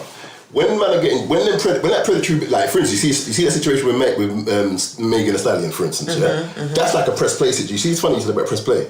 My lawyer said something to me about press play and the Ivory and Dole situation. He said something to me. He's very interested. Ivory and Dole. Yeah. He said something to me today. And he was talking about that it. stuff was getting pulled every time. Big up Ivorian Door. I said the other day outside. But check this now. My lawyer was saying notes. something to me today about that. Yeah. Now I don't know who's represent. I don't know who's dealing with her situation. But her situation seems but let me just say it properly. I see them outside. Let me finish. I'm going to forget what I'm going to say. I see them. So I don't know who's dealing with her situation, but her situation is very similar to Megan Thee Stallion's in a sense. Yeah, the one she had. But when Megan Thee Stallion had her situation, Rock Nation come and went, yank, we'll deal with that. America she got a big machine behind her. What I'm trying to say is America don't have house Negroes. They have us still in the positions they're supposed to be. So all of that gets extinct. When you look at even all the older American artists, they all got out. From Fat Joe to Jim Jones to Benny the Butcher, they all got out. Why? Because someone over Rock Nation went, let me show you how to get your money. Yeah? Any situation happens over there, there's either a QC and coach or a Rock Nation, or there's people in positions that are saying, what, their man did what? Come in. We've got the opposite. We've got man saying, yo, go over there. Go over there. Break me at the end. Basically. Oh, and there's another problem. They use you until you're used. They use you until you're used. And the other problem. And then if you talk out against it, you're either bitter or they're your so-called blackboard. Do you understand what I'm saying? Do you get me? That's why they was able to do them things for so long to people. What can you see what Rashid needed to answer to that he didn't answer to? Everything. What was the question? Yeah, but what did he miss out? What did we need to know from him? Because he's clearly doing his little run or whatever. The only question is press run. That's why I asked Mike, what is the reason why what has Rashid said is the reason why you haven't got your claim? Is because he's basically saying he's above board. Yeah. He's saying that it's a click of a button, isn't it? That you call me and I can release your stuff. So what I want to know is he saying this now because you allegedly threatened him, or is it because they can't? No, that's the whole thing. Rashid's clever. So he needs to create this personal war to give it a scenario. So even now, as you know, if you check, he's got the whole scenario and compressed it. So like, as you know, there was the first part, there was the middle part, and then there's the end. He's got the whole thing compressed it. Me and Mike fell out, Mike put money on my head. Cool. So like, and then we're here. Then he's blaming for copyright. What he's also done cleverly with the copyright, he tried to start it with Pounds, and I said this to Pounds before I done. That's why the reason I put you said Pounds is your brother as well. Is he your brother? Definitely not. The reason I said no, but it's not. No, we're mates. You have to snap out of that. No, but what it is it just feels like sometimes when certain things are supposed to reveal, like when they say what happens in the dark must come to light. Do you understand what I'm saying? If something's going to reveal, it's going to reveal throughout it, regardless the scenario. Because that thing what happened with you and the project about your mother. Number one. Oh, let's get the whole. Hold on. Let me get it. Number one. Yes. Him being so blasé and condescending about it to me is very disrespectful because he knows how passionate that project is to you. You're not even just doing a little film that you wrote a script to, it's actually your real life. The fact that he actually contacted you about it and you lot have come together, he should know that if you even call him in the morning, he can say to you, that's to me a conversation. He's very aware of this. That's a conversation that you lot can have, even one away, and you lot can agree to disagree and say, do you know what? I don't even do things in them type of hours. You know what I'm saying, or whatever. Do you get me? No, but that part that was hurtful. Yeah, that must have been hurtful. Because of the subject matter, we had got to a certain space. I remember saying to him, bro, like almost in tears, saying, bro, you know I've wanted to tell the story right for years. But anyway, especially when you look at somebody, you see when you pre-warn somebody and they do what you warn them about. That's even more hurtful because I've said to somebody before, I'm not going to go into business with you if it's going to be this type of scenario and they end up doing the same type of thing. Cream would have went mad. Cream calmed me down, I remember. Yeah. There was a part I want to remember. The part I want to remember was this. So now, I knew he was going to do this and I preempted this. When he started saying that, and that's why the reason I put so much stuff up, people might think, he's going nuts. No, I'm putting this stuff. I don't give a fuck if you think I'm going nuts. I'm putting this stuff up to make you know that I know what he's going to do next. That's it. I don't care what you think of me. So on Sunday, I put a range of stuff up to let people know that I'm going to show you what he's going to do next and what he's not going to do. And one of the things I knew he was going to do was try to make it out as if it was being flagged, as we know it's not. So I knew he was going to try to go down that route. But the more scary thing was, I knew later on he was going to try to act as if he's doing it purposely. Even though that is breaking the law still, but it's the lesser of the evils. You know what I'm saying to you? But I knew that's what he was going to go for. Mike, do you know the problem that I have with them? And it's so sad that we get it even worse from our own. Because when you're getting it from people that don't understand you, they don't even know any better. But it's people who never do nothing. But what I'm going to say is, like, you see, like, if I'm going to put my music out, yeah, and I'm going to put it out through Ditto, Ditto doesn't give a fuck who my brethren is or anything. I pay for the service and I can get to distribute my stuff. Do you understand what I'm saying? It doesn't matter what race you are, whatever. The only time you're not going to get it uploaded is if you don't follow their guidelines. Do you understand what I'm saying? Let's have it right. Link Up TV and certain platforms. Certain artists can't even get to upload their videos. They actually pay for videos and still even can't get uploaded. Do you understand what I'm saying? There's actually a lot that goes on behind the scenes that people don't talk about. One of the truths is... Do you know what I'm saying, Spray? No, but here's one of the truths. 100%. But here's one of the truths. Even like when Rashid sits there with his, I'm a business lad. And again, you know what I've realised? Let's not make this about Rashid. One of the things I've realised about this thing is... But didn't Rashid do a podcast and we're not doing this. He got onto Mike. This ain't... let's get onto Rashid team. One of the things that I've realised why it's time for me to stop talking to people in a certain way, because it gets to the point you actually realise people actually don't know you know what you're doing. And it just it looks like what. So when I'm listening to Rashid, I actually realise, right, you actually don't know that I know what I'm doing. So what you're doing is someone who doesn't know what they're doing, but I know you don't know what you're doing. So, but they're the people who think they know what they're doing, and they're in control of other people who definitely don't know what they're doing. So it's never gonna. There's a reason I don't get along with most of these industry people. It's like looking at a bunch of people do things and saying that's not right, but you know that's not right, and then you scream that's not right. You're not a dickhead, and then you're the bad guy because everyone's with what's not right because it's the normality. That's my career. They don't want to mess up their. The only reason I'm in this situation, let me finish this. The only reason I'm in this situation, because I want people to also remember this, I'm probably the only artist who's never ever had a record deal. This is why I say, when I look at the public domain, I should not have any music license to anything. I've never had a record deal, I've never had a manager, I've never had nothing. I've done something with my brethren a few years ago and I put an album out with Eastside before I went to jail a couple of times. But I've never been attached to the system. That's what, and we're going to talk about that. I'm laughing about some CDs. Yeah, they said bare allegedly with your CDs. Allegedly, they saw Mike out there. Bro. He's rewriting your history. I won't even lie. Doug said he saw you outside. Yeah. I won't even lie. Part of me was going to go the ignorant route in a sense of like... Can you bust some joke on Doug for that? Yeah, but come on, bro. Like, their lives are jokes. He bust some joke on Doug for that. But like, part of me was going to do the tell you everything, but that's too borderline. But what I'm saying to you, what the truth was though, 260,000 of bloods. It was around about 260,000 or 280. But where's the records? What do you mean where's the records? They said where's the records? And Rashid said there's no records. Alright, cool. But where's his records? Let me finish what I'm saying. Please, let me finish what I'm saying. I'm going to forget. Let me finish what I'm saying. I'm going to forget. Let me finish what I'm saying. I'm going to forget it, and I just want to get this out. How do you know you've done 250,000? Because we wasn't selling my CDs, bro. We were selling everything. No, but how do you know you've done 250,000? Do you want me to tell you? Yeah, because we want him to answer his questions. We know from the receipts of the fucking... Listen, no, we know from the receipts of the amount of actual CDs that got made and manufactured. We bought them every week. Right, that's what I'm saying. I know how much I've pressed. That's how much. Let me just say what I'm saying, please. I don't even want to... You see me, I hate dwelling on what I've done. I fucking hate this shit. I fucking hate it. Bro. But what have you done? I fed... Listen, let me talk then. They're trying to start the team. No, they're trying to start the team. I fed hundreds of youths over the space of the years. They're there. You can vouch for them. We had offices in West End to you. Oh, let me finish, bro. Now go now, how the CDs work was this. When you came West End, you saw 20 youths and a sack. Now, what people don't know is me and Rufus had a deal. So when everyone's CDs, but when your music is getting... Rufus, my brother, and all that, everything that's being done back home, come on. Husband for them. Come on.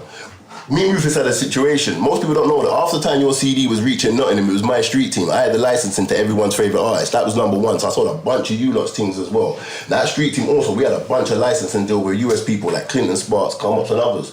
And we was getting the licensing. So most of what was coming out of them sacks was everything else. That's what was feeding the youth. But the deal was you're doing a 3 for 10, a mic has to go in there. You're outside all day, you better move some mics. That was the deal. You couldn't stand up in the street team without moving mics. That was the deal. That's how I sold the numbers. And all about receipts, but we sold. Blood, I fed my... Then you cut them off. Fucking they talk. So was it 250,000 or 300,000? Bro, we don't do what it was. I'm winding you up. Like we fed kids, we kept people off the streets for years. 250,000, that's baby weight. That's what might win in mine. Now, do the maths. He's just trying to wind you up. But what people misread is this. when you're running street teams and you keep like what? I'll tell you situations. See, when I was moving like 20 kids up and down out of town, any one of the street team guys will tell you this. This is how it works. I went hard. If we had to get hotels, I went hard on everyone's hotel. They went halves on their own hotels. If I got 10 youths, I'm going halves on your hotel and your food and your shit for that week there. And then I know I can afford to do that off each one of you. You're gonna make at least 2 bills a day. You're gonna bring that back, so I can move 10 youths around. That was that was one formula. So obviously from then I'm probably making what from each CD, 20 pence, about £1 to manufacture, £1 something, about £1.20 off each CD. It's the numbers, it's the volume that's making it work. You see what I'm saying to you? So. It's real. Kids are really feeding themselves. The kids are really going home with 250 quid in his pocket from selling CDs and chatting to gal like it was really, you saw it. Don't try to ever mimic my thing. You might work for trains. Are you going to compare working for trains with that? Big up everyone working for the trains. Yeah, I'm not dissing them. But how are you going to compare with just don't how you going to laugh at me? Them other people working on the trains ain't laughing at stacks with fivers in. I get you. You get me. I get you. What, you know the companies that I wanted to ask, you know, like you said, Base something another. Base 79. And the one that Grime Daily is partnered. What was it? Believe or something? What are those companies? What are they? What is their actual purpose? What are they? So Believe is a digital label, and they deal with publishing. Look at that. People filling out the forms. They deal with publishing and I think it's publishing and content. I'm not too sure, but I know publishing. So what is their purpose? What do they do with help with numbers? Because you see, like as somebody like with a channel, yeah, and I have loads of people uploaded onto my channel, what would be the benefits of me partnering with a company like that? Like, are they going to have my numbers doing even more numbers? I should think so, yeah. So that's what they do then. Yeah. So basically, they partner with these companies to skyrocket their numbers, It's technology. So then if they give all them, about technology, and right? then yeah. So like for example, I've had conversations with like the label recently about the whole NFT stuff, for instance. And then if they own them, they could be having them on playlists in all different kinds of other places, just constantly generating money that you don't know about. And they'll put you on playlists and stuff. All over the world. Yes. Cool. And I look at it like this as well. See, like I said, industries are driven on technology, yeah? So right now we're in the era of copywriting. We're in the era of licensing and copywriting. It's what the whole NFT, blockchain, this is what everything's about right now. We've come out of product, because we've come out of the product era, the physical raw thing. We've done that. We've been in the streaming era. So obviously as we're in the streaming era, now it's about the magnifying the streams. It's about licensing, it's about who owns what, who takes ownership what. and everything. That's what everything's about. So when life became that, and this is how, and listen, I'm not a bitch, but I'll tell you one thing I did realise. When we was making Mother, there was a day we was all in the studio, when Rashid come, and we had a discussion about NFTs. And there was a conversation I had with her, I'll never forget this, and it made me realise something's not right. And I never forget, she was there. And I went to him, because we were talking about NFTs, I'm saying, this is what I'm doing right now, I'm sitting down with man, And I remember you said like, why are we talking about NFTs? Why are you sitting down with man? But yeah. And I remember I said to him like, bro, you're in a good position. Like, you must be in a really good slot. Because he's got so much Because you've got so much content. So it was his dismissiveness of it that shocked me. I remember like, I'm not really interested. It sounds like jumble to me. No, he does know, but because you see, if these companies have ownership over all of these artists, in the like with all that NFTs and stuff, when it comes back, if they start re-uploading everything and they own it, how much numbers is that going to be? Loads. Do you understand what I'm saying? Loads. Like when you really check it, even Prince, there's massive artists, like Prince and all of these type of artists that passed away after just getting their master, their ownerships of their catalogues. You don't think what I'm saying now? That's one of the most biggest things with like the American artists is owning your masters. Do you understand what I'm saying? But that goes back to what I talk about, the relationships between industry and blacks in America. Like you'll see this thing now, there was a little bit of grey area in streaming coming, but you'll see a lot of situations in America now where men are getting their masters back. Who's I heard got their masters back for free the other day? Sierra, she got her masters back for free the other day. But like their awareness is different now. This generation of kids that are going through now, so even when you look at the drill artists in America, how many drill artists are under certain men? Like let's say Dirk. Remember when Frenchie grabbed Dirk? Remember when Frenchie grabbed him? That was his learning. Greenwood, I don't know. Remember French grabbed him? Yeah. That was his learning. Yeah? You remember when and you notice the others, what happens to them? Boom, boom, boom, that was his learning. Now let's pick another Pop. 50, that's his learning. Yeah? Who else can we pick? Fabio. All the old heads love Fab. And they're stealing, like Learning all the you time. just said. These lot are getting left with these vultures, bro. Yeah. The vultures are sending them up the road. Now, and also we got the white boy problem. There's a reason the white boys are getting the But deals. Mike, you touched on something when you said like they're taking out of your kid's mouth. Yes. So like even artists that pass away and stuff, a lot of them in artist world, your music's most of the times worth also- more when you're gone than even when you're Like what alive. happened with Alison? What So if Alison was talking about if this one. something happens, God forbid, you know what I'm saying, because we all have to pop. I'm just saying, God, you know, and your catalogue is worth millions and millions. How do your children Exactly. and See, your people like, have look at this access scenario to your now. catalogue? Look Do at you this scenario now. understand what I'm Now, saying? if I would have Then died, you become a proper if I would have died, classic that then. song, none of my Years and family could years have got to it back. come, if they're sampling off of your music, they're still year Ice in, cream. year out going to be If I claiming die, off of you. Do you ice cream, understand what I'm ice cream, saying? If I die tomorrow, all those songs that man have, my son never gets them. That But song, then that something song you needs just to found happen. out, your son never gets that. That's what's here. So these man, and what it is, when I watched what he was doing, it's like he's trying to trivialize to people who like him. Like, yeah, I've just got your things. Crazy. But because people have been so desperate, because we've been dealing with nothing but desperation and predatory behaviour within our culture. Skins, you know, one sec. One sec. What tell you for? Yo, my brother, we're filming this podcast, you know. Say hello. Say no, my What I got fam? My brother, Skins in the building, you know already. We're on this podcast. Come on, I'm gonna phone you. Big Skins. Big Skins in here. Huh? Yeah, I'll show you when I finish. Alright then, my brother, go ahead. Yeah, my G. You do have him up here still when you get set. Yeah, my G. Say no. I'll show him, but yeah. Come on, man. I'm Sheffield. Oh, I love my nigga though.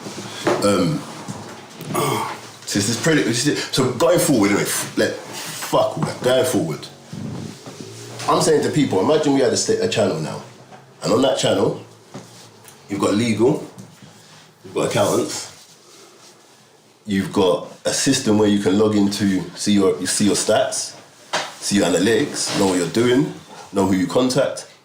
Do you know how simple that should be to do if you know how to run a business? Now, someone said to me, Mate, you shouldn't say that out open because people might want to do it. And I'm saying, that's exactly what I want done. This ain't for me.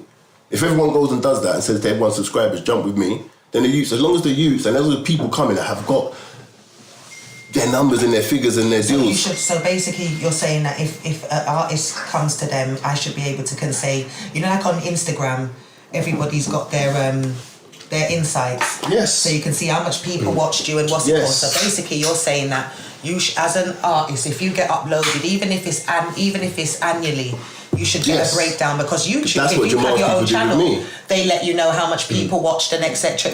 Monthly. And that's what fucked up Joe Budden's podcast. Because when his co-host wanted to see the audit numbers as to see what happened for why they didn't get their pay, and you remember they were thing, and that's when he got a bit shaky, he got thin because he knew that he didn't give them what was owed. Yeah. Do you understand what I'm Say it saying? again. Joe Budden's podcast. Yeah. His with more than remember they wanted to see the numbers. But Joe's a G though. And Joe never want to show the numbers. Do you understand what I'm saying? Joe Budden. Okay.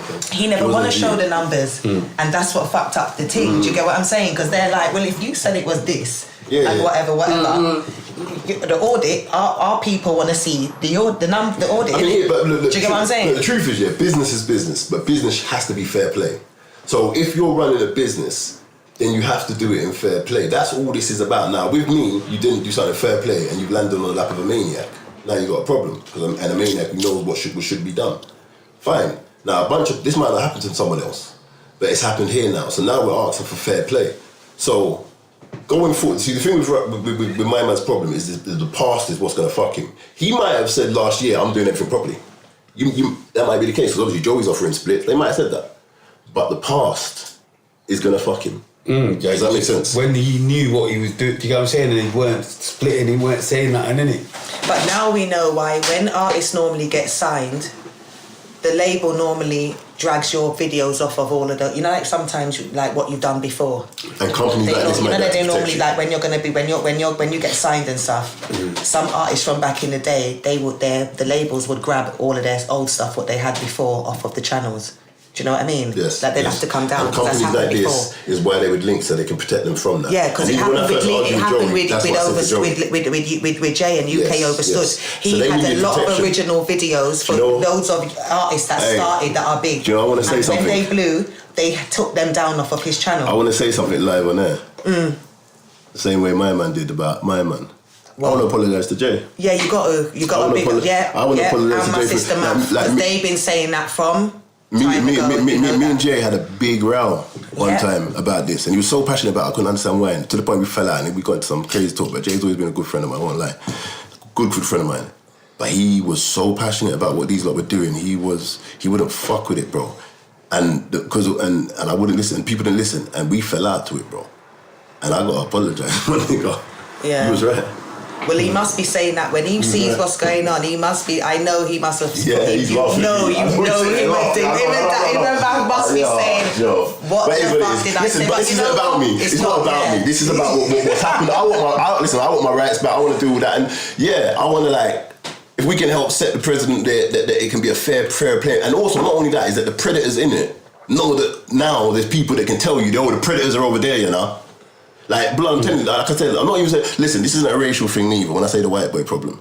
But I'm telling you, there's a reason that a lot of white artists are getting signed. And them budgets are everybody's. And if you look at the numbers, there's a lot of pet projects going on.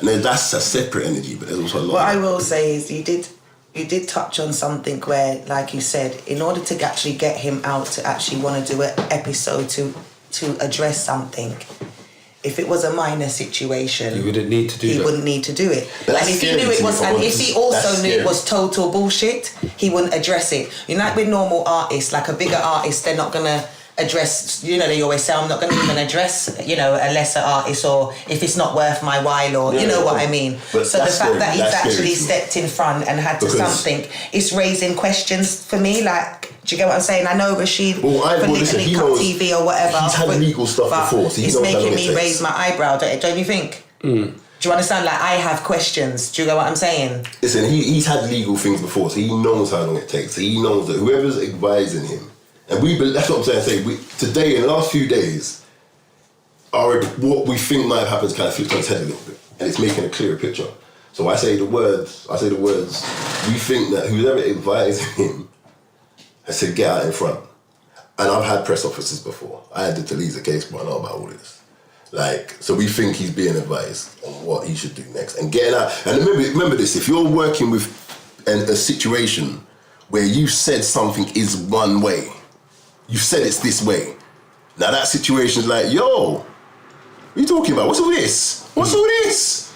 You've got to go out there and say, yo, you have to, because if not, what the situation, remember, the threats, remember, we're talking legal this way, but we're not thinking, Olan, whoever he's cut the deal with, we don't know if they're feeling like they're fucked now. So that might be legal another way. And that's how you're But he's saying saying too come with much. the lawyers. He wants you to come with that. You're saying silly things, bro. No, So we just spoke to the lawyer about 5 minutes before this, bro. He wants that. He wants that. Smoke. Yeah, He wants yeah, that lawyer yeah. smoke. You get me? But listen, But what I was gonna say this is is some battle. This is the reality versus not what's There's wrong. no link up to you. So that's another thing that's quite alarming to There's me. no link up to you. When you upload your video to Link Up TV, if you ever Dissolve. have any qualms or anything, which company who do you go to? Base. Huh? Like, who do you email? Do you go to? Do you DM? I don't know. What do you do? Who do you go idea. to? I know. I've never had a straight email from Link Up. I don't know. No idea. Like, what's the Joey, heading man. of the, Joey. like- That's who you go to, Joey. and he is? Because that's what I just said. Yeah, but what is his title in the company? Like, who is he? You know? So that's another thing. Like, it's like knowing your rights, isn't it? As a black man, you have to know your rights when you step out on the road. then also, do you understand what I'm saying? but then So people in are his going to have defense, to yeah. know, like, if it's a company, but that's actually something, because Yeah, who come is on, the bro. company? Because But if this these is what things I are know. coming, if these things are coming to light, and people need to know their numbers, people want to know what they're entitled to, if they have whatever, who do you go to? This is where we're having these problems. This is where because I remember he sat there and said I could have got him at any time. If I could have got him at any time, then we wouldn't be having these problems. But like, I don't know, they don't live. It's not reality. This is my point. So he has to make this a war between me and him, because the reality is bigger than him, myself, And listen, and I want a man to know I'm not out to kill. I'm not out to kill or wound or do anything to anybody. You know, that's not the motive of this. Smack him up, fam. Whatever. But that's not the motive of this. Like, don't get it twisted. Like, I'm watching a man do me a wronging. Like, strong as well. But cool. That tells me we know what we're doing. That tells me we're going in the right way. That tells me that there's others like you. So it's not even, I don't even want to get my head in that space. I really don't. Because it's just a draw. It's literally, there's nothing else but a draw in it. Gigs, I want to pick up gigs like the cat brand. What's that thing? Drag the cats back in, yeah, you bring me up. Shut up, man. Gigs ain't done one behind bars for you. You only do shit your mind games. Do you get what I'm saying? Like, if Mike don't punch in your face, I will. I'm not even putting myself. Listen, bro, I'm drawing pictures. But you see my miserable mornings. What do my miserable mornings look like? I draw pictures. Come with your dumb mind games. I'm alright, bro. I'm like, listen to what I'm going to listen. And I want to make it very clear, like, I want to say. I just don't. I ain't got time, bruv. You know, like, just shut up, like, don't be rude, innit? I'm just pissed I got drawn out in the first place, if I'm honest. Like, the fact that I knew that I didn't, every emotion I didn't want to be in this process, that every emotion has, the only silver lining about this thing, I'll be honest with you, bro, like, everyone around me can tell me, bro, can tell you this. When the personal attack started, like when I saw the video yesterday, I said to my BM today, I saw the video, I'm seeing what he's trying to call me, how he's trying to paint a picture. If I wasn't mentally ready for all of this, it would have affected. And then when I look at that, and even when he took down my video, I remember saying to Joey, like, you lot crap me up, imagine I cared. Imagine I cared about this rap shit. Because you're saying I care so much, so imagine I did care. This would be killing me. You're trying to kill me. You may be trying to make me commit suicide. So, like, the fact that you're doing that, I know why you're doing that, which is cool. We're not going to that. But now the silver lining is there's actually something positive. Let me just say something. There's something positive which is going to come from it. So there's blood. When he was doing the field, when all that was happening, you got to remember where man's life's been and what we're due to lose and what the plan. Blah. I'm in a 15-year plan. I've been planning this shit for about 15 years, and he knows this. So anyway, so when that happened, I'm sitting, my eyes are closed. I'm like, but I didn't feel anything. I just felt calm because I felt like the positiveness that was going to come out of this. I could go into my DMs, I could go into my inbox, I could see the amount of people with common sense in their head that know that something's been wrong, and finally there's something which has popped up. They can say, we might get to what's wrong, you know? Because most people know what's wrong, like our kids are killing each other. Like, we know something's not right. We know, like, the hyper-ventilated state that our industry's in. We know that there's a predatory feeling. We know something's not right, but we never knew exactly what it was. This is a key element to it, because this is where the education gets pulled. This is where a lot of things happen. So if we can replace this, we can do a lot. And that's what, for me, all of the personal attacks, all of the shit, even looking like a mug posting 100 things, it is worth it if at the end we can set a precedent. And I'm seeing what's going on, and I'm saying, yo, no matter what, things will change, bro. This ain't about win or lose. Listen, wars are won in attrition, you know? So if you want to be real businesses, be real businesses. Cool. Things will change. That's all that matters. So that thinking is the only thinking which is making me keep this level of calm. Yeah. And knowing that finally, people are going to realise, yo, I'm not mad, you know? Like, I don't like you lot. That's cool. We're cool with that. But I also feel like age is an honour. You said, yeah, I think age is an honour. All this time, these guys want to have fun about, he's 50, this, he's 50. I wish I was 50. Inshallah, I make it to 50. Do you understand what I'm saying? When you know what I'm saying? Because there's people that just drop out. And then they're saying that people that just drop out. And then they're saying, oh, he was so young, he was so young. People that just drop out. I'm enjoying every inch. I'm enjoying every inch of this age. Age is an honour. It's a rough honour, innit? And I noticed that as soon as you reach certain ages, it's like, yeah, you're da-da-da-da. But like, my thing is... Bad man, but I'm not 30. You're 30 now though, innit? Do you get what I'm saying? That was Merkel, man. But I'm saying that no matter, like, you get what I'm saying? I'm bad man, but I'm not 30. You're 30 now, bro. Everybody has to get there. That's what I'm saying. Everyone thinks they don't have to get there. I remember when I was young and I used to look at man that's 30. Do you get me? Old man.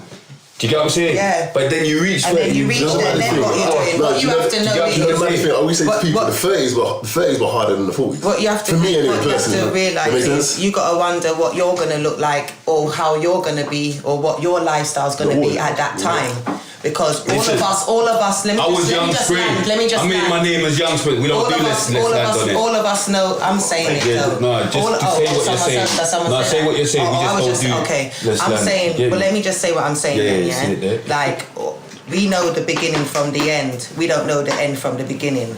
life is short. Nobody knows what's going to be for the next person. Do you get me? A big life lesson in all of this, what I can see, is ownership. Yeah. You need to start owning your own things. You see, like if we did RTM podcast show on somebody else's platform and we fell out, all our things would be taken off. That's why we chose to do it on our own. That's why we didn't run to the hub. Do you get me? That's why we didn't run to the hub. What I'm trying to say, what I'm saying is, you gotta know. You gotta know. Everyone wanted to go to the hub. What you gotta know about TV this. base 79, and then after phone and What you gotta know about this microwave industry is you're only worth something to them while they can use you. As soon as they can't use you, you're useless. Do you understand? You and him, like you said on the last episode, what you was doing with us, he was your brother. He knew how certain things felt. He knew how close your project was to your chest, innit? But now he's on podcast talking about 50, living in the past, even mocking everything what you do. Yeah, but he wasn't saying that on the phone. No, I said when you lot was cool. Do you know what I'm saying? But do you understand? He was even on the podcast. He didn't just say you was wrong about that. He was actually insulting your intelligence. He didn't know those things when he was doing the podcast with you. He didn't know that you was a 50-year-old getting up, smoking your spliff, watching dark and cold DVDs when you wanted to do Mother with you. That's why you need to know what people's intentions are when they come to work with you. Look in people's inner.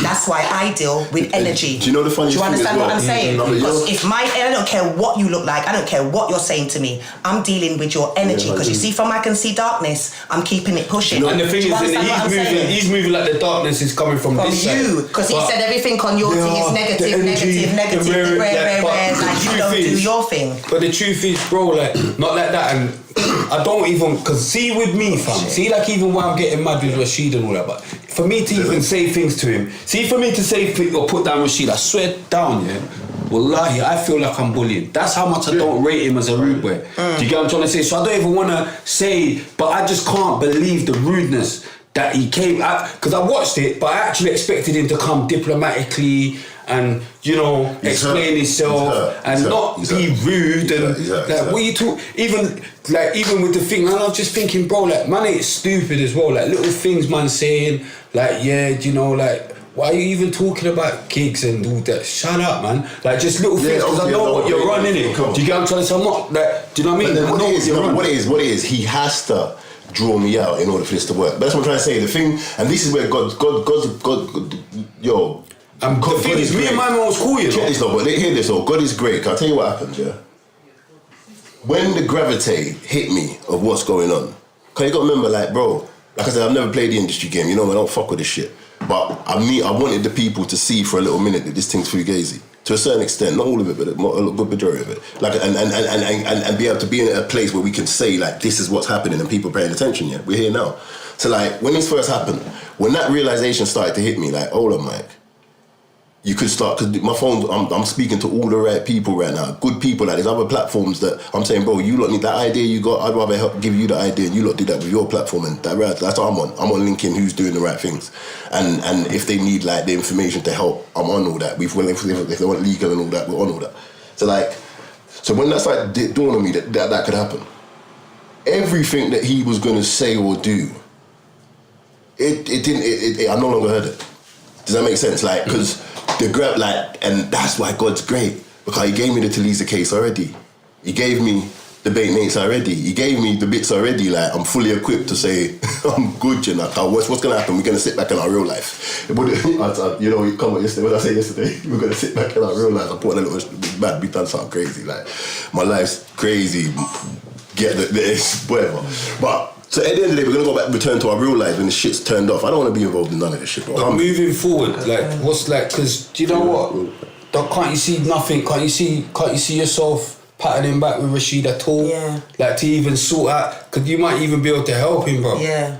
Bro, let me tell you something. I see he's like, I've never worked with Mike and all this. We never worked together anyway. But he's just saying he don't want to do it. What he's also trying to do. But maybe he might. As a person, or no, he's trying to paint a picture we was close. No, this is another thing. He's trying to paint a picture we was close. He's trying to paint a picture we was close. We was never close. That's the picture he's trying to paint. One day, in order to fulfill this thing, he needs to say, me and we was never that close, bro. The truth is, and this is the truth, and I mean it. But you called him your brother. Yeah, I call my brother because he was the last of the lot, and I say this to say but I say this to say this. I'll be honest, and this is the God's honest truth here, bro. You know, come on, you know. Exactly. So what I'm trying to say is that with music and with the music thing, yeah, I know it's this anal. I swear to God, it's this anal. Like I said, I got a devil's out. Why for that? Is this what? It's this. That's what it's called. It means when you're single-minded to a purpose. When something. Why for that? All right, cool. Fuck it. Let me get to the point. That's business lingo. But it's this simple. What the? Cool, it's this simple. Like, it's this funny. It's this funny. Where the fuck I was going? No, don't say. Where was I? He says this ain't like. Why deluxe? What did I say before that? I can't ever remember. You see what I'm saying to you? This is RTM podcast. We can't deal with all of them wires, blood. But basically, in a nut, I forgot what the fuck I was gonna say. You're a nutter. Yeah, cause why for that, bro? That word. He was saying about him dealing with you. He said he don't want to deal with you no more. Is that where we was at? Yeah, I was just saying, like, can't you see a point that you can get to reconcile with him? Is it just a thing where you reckon like you lot can agree to disagree that maybe you lot can't work on a project together? That's why I go back to that. No, I remember. We was never that close. Now, in this thing, I like to keep my life as simple as possible. In order to do the stuff that I've got to do in my life, I need it as simple as possible. Everyone around me knows this. Is this a lie, bro? Is this a lie? No. Is this a lie? Simplicity is how we do life. People say, man, like, how can you do comics? How can you do a little bit of rapping? How can you feed your kids? How can you keep it moving? Simplicity, keeping things within their time frames. So, within music, I've got a handful of people that I still talk to. Like, I don't talk to anybody else. I know there's a handful. Jamal was one. Joey was one. Rashid was now and then. Jamal was the other. The guy, Max became the other. Maybe one or two, but within music, and that I took pride in that, the fact that I could talk to like 3 people and still keep my career ticking over. Like, that was it, and Rashid made that list. And that was it. And I can swear on everybody I love, my son and everybody forth, that is the truth. That was a handful. Because you know me, I don't fuck with, look at my followers, it stacks up to that. So I don't fuck with nobody, that was on that list. So as far as that list ain't my friends. Like, no, they're not my friends. Spirit, do we not talk like this? Like, do I not say I love you to the cows come on, man, don't trust you far as I can throw you, this man dog. But one day he might say, fuck this, I need my dog. Click, clack, I don't know, my nigga, he goes mad sometimes. Boom. Listen. But he's a good guy now, don't worry, I don't think he's there now. But 10 years ago, you never know with this guy, I love him. Boom. But my point is, like, you put people in the right places to get to where you got to go to in a minute. So as far as them was concerned, they're not my mates. Jamal became something different later for what he done for me. And that relationship built because he put me in front of people that helped me with my life. Right. So as far as I was concerned, you're my... You see, when I say I'm last freestyle, Jamal gave me my deal. I'm laughing. Go on, my brother, you're my brother forever. You done something for me. Rashid never done shit for me, ever. Like, the only... See Skins for me there? That's the only reason I ever linked them niggas, bro. Skins will be around them and play them something. Yeah, get Mike and phone him. I never phoned them niggas, ever. Joey was my nigga. Joey, that's why if you go back to hardest bars, Mike's number 1 every week. Joey's sitting there talking about, well, you know, we're not going to get a freestyle from Mike, we're not going to get hardest bars, but he's the hardest. Like, Joey was my dog. He hurts more than Rashid. He hurts more than Rashid. Like him, he knows the truth, bro. But anyway, that's a whole different story, because I didn't want to rail him, because that's having another nerd angry at me. I'm not on that right now, because nerds are dangerous. This is dangerous nerd season. This is dangerous. Nerds, bro, I'm scared of nerds. Like, ask them. Bro, ask them. I'm here the other night, like, I'm beefing with nerds. This is crazy. I don't do this. Do you know what though? Listen. You see people that can't say things to your face. Say it about those ones. Bro, those ain't the ones that they're not going to stab you in your chest. What, you think I don't think Rashid's going to go police at some point? Stab you in your back. What, you think I don't think Rashid's getting police? You think I don't think Rashid's getting police? Listen, Mike, we're going to close this up here, but in closing, yeah, have you got anything that you feel like you've missed out? Yeah. Because we don't want to talk for too long on it. Going forward. Again, this is about going forward. Like, so, as far as like the investigations to what's actually going on, and the allegations, we're at a point right now where the lawyers got what you feel. We've got a certain amount of names on that list. Some cases are viable, some cases aren't that viable, and there's also other things that, like we said, there's other things that are popping up on the thing. But for the moment, we're going to kind of follow who's filled out that form, and obviously my own stuff. And in doing that, we're going to kind of get certain answers to what we think is actually going on. But as it stands at this moment, like I said to you, all my copyrights are still with these people, and as you're finding out yourself, so are a bunch of other people. Yes, no. So there's that part of it. That's one part of it. So just to break up like how we're looking at legally. So legally, there's different parts of it. There's that part, like what's happened with stuff that's already there. Then there's why have our copyrights been given to them, and then there's what is actually going on. and then there's what deals do they have. There's so many different things that have to be answered, and in trying to answer those questions, I'm sure the people that they're doing business with are going to start asking those questions down. So there's going to be all that goes. But we've all stood in courtrooms. So what he's trying to do now, obviously, is get in front of everything, so he can set a public opinion and drum up, and that's what's actually scary, because this looks like it might be a campaign or something. So like, does that mean I'm going to get personally attacked for the next 7 months because I'm actually trying to help people? Like, that's actually the reality to it now. But cool, it is what it is. So as long as this guy just sticks within the realms, because we're putting videos on the internet and trying to make it as if you was threatened, like all of that, that's when you're getting into a whole nother place, and that's why I'm not interested in anything he's saying, because I'm not even interested. Come on, you know man's life, but you're being with me. I'm not interested in that. I'm loving my life. I draw pictures for a fucking living. This hand can draw a man's jewelry set. What am I doing here? I said to Skins yesterday, we're gonna start designing watches. They're gonna retail for 30. He said I'm buying the first one, Mike. What am I doing here? I'm not interested in none of this shit. Rapping. I'm not buying the first one or the second one. You gotta let man rock it. Yeah, you gotta let man rock it and promote it. Say nothing. You got mad. Say nothing, man. I mean, it might be RTM one round. Yeah, you know yeah, what? Boom. So I'm designing them, bro. So what they're gonna retail for, what they make for, is gonna be wonderful. Yeah, man, gonna promote it. So what I'm trying to say is that where I want to go in life, I'm still wondering whether I can be an illustrator. Like, I'm drawing cards. Like when he's talking about movies and all that, I said this to you, but I said this to him. When you talk about movie, my mother, like, you think Mother was a good idea, but bro, black films are downstairs at Netflix, comics and animes upstairs. I don't care about this game. Like, that humbly, I rap. And if this means people like my rap still, cool, I'm good with that, you know? Like, that's all I want. Like, bro, I rap, cool, you like my rap still. Apart from that, if I can help leave a legacy to say, yo, we helped clean this thing up before we got the fuck out of it. So I know I helped come in it, I helped build it, I helped give you a rap flow, I helped give you parts of that, and we helped give you a little distribution network CD thing, and then on the way out, I'm gonna help you clean it up. My legacy is cool, yeah, I'm cool with that, and I'm still one of the hardest rappers on the way out the door. I still sound hard on the way out the door. I'm good with that. Let me draw some pictures now. Like, allow me, with that bit of mic stuff, save it, cause I don't know. And man said, like, look what you lot doing, you lot got man, you lot got a podcast. My dog's the only podcast. He don't even care about this shit like that. He's about to flip it. Like, come on, bro, man. Yeah, like, but my point, you know what I'm saying to you? Like, we're doing different stuff, bro. This is media now. Like, this is the new media. Yeah, the real voice of the street. That's it now. Just gonna add that. Like, drop it out now, man. Like, let's just all be. You get me? You see, going forward. I'm saying we're in the streets. You get what I'm saying? We're getting love in the streets. Listen, you see, going forward. Man are saying they're the voice of the streets, but what streets? Do you get what I'm trying to say? I don't know what streets. Putting videos, the industry, making videos go out and dry snitching. The industry, the voice. I won't even lie. Listen, I'm gonna address that because I've always showed love to Pounds, but that. Man didn't see you like bus driver. I'm gonna address. Man didn't see them at bus driver link up at busy signal. No, but listen, I've got to address this. Like, no matter which way. Tango as well. Let me just address this. Big up Capo. 5-star. Let me say this. Tango. Big up GL7, obviously. Yeah, obviously, big up GL7 all day. My brother, you get me. Tango, big up Ziggy. Aye, but I'll say this. Big up Busy Signal, big up Kina. You get me? I'll say this. Like, man respect Pounds. I've got respect. I can't lie. Man respect Pounds. I like the way he carries himself. But that, allowing the man to do all that on the video, and then since that moment the video's gone out, and you're saying this is like, bro. And we spoke, Pounds, man. And I told you that's what was going to happen. I told you that's what he was going to try and do. Like, that's not, come on,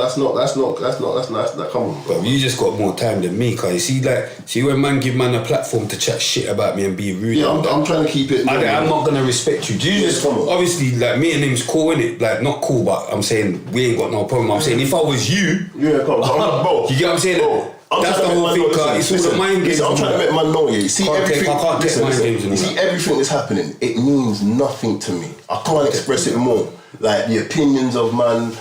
When I mean it means nothing, I have to make, like, bro, you see in life, you see if you want to be a millionaire, you have to know how to lose $1 million.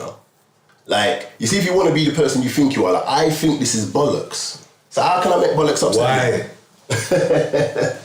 I think this is foolishness. How can I make foolishness upset? Yeah, lava, you kill me. But do you understand what I'm saying to you? So if I think this is foolishness, if I think their opinions are foolishness, if I think what they talk about, the fake I'm grown world and the fake giving real info, all that fake stuff I'm always saying is fake, I think it's fake. How can I then be mad with the fakeness coming back at me?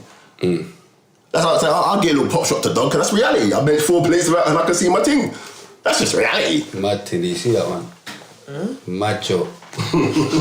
He said some of us can bench 4 plates and we can still see our dick. You know? Right,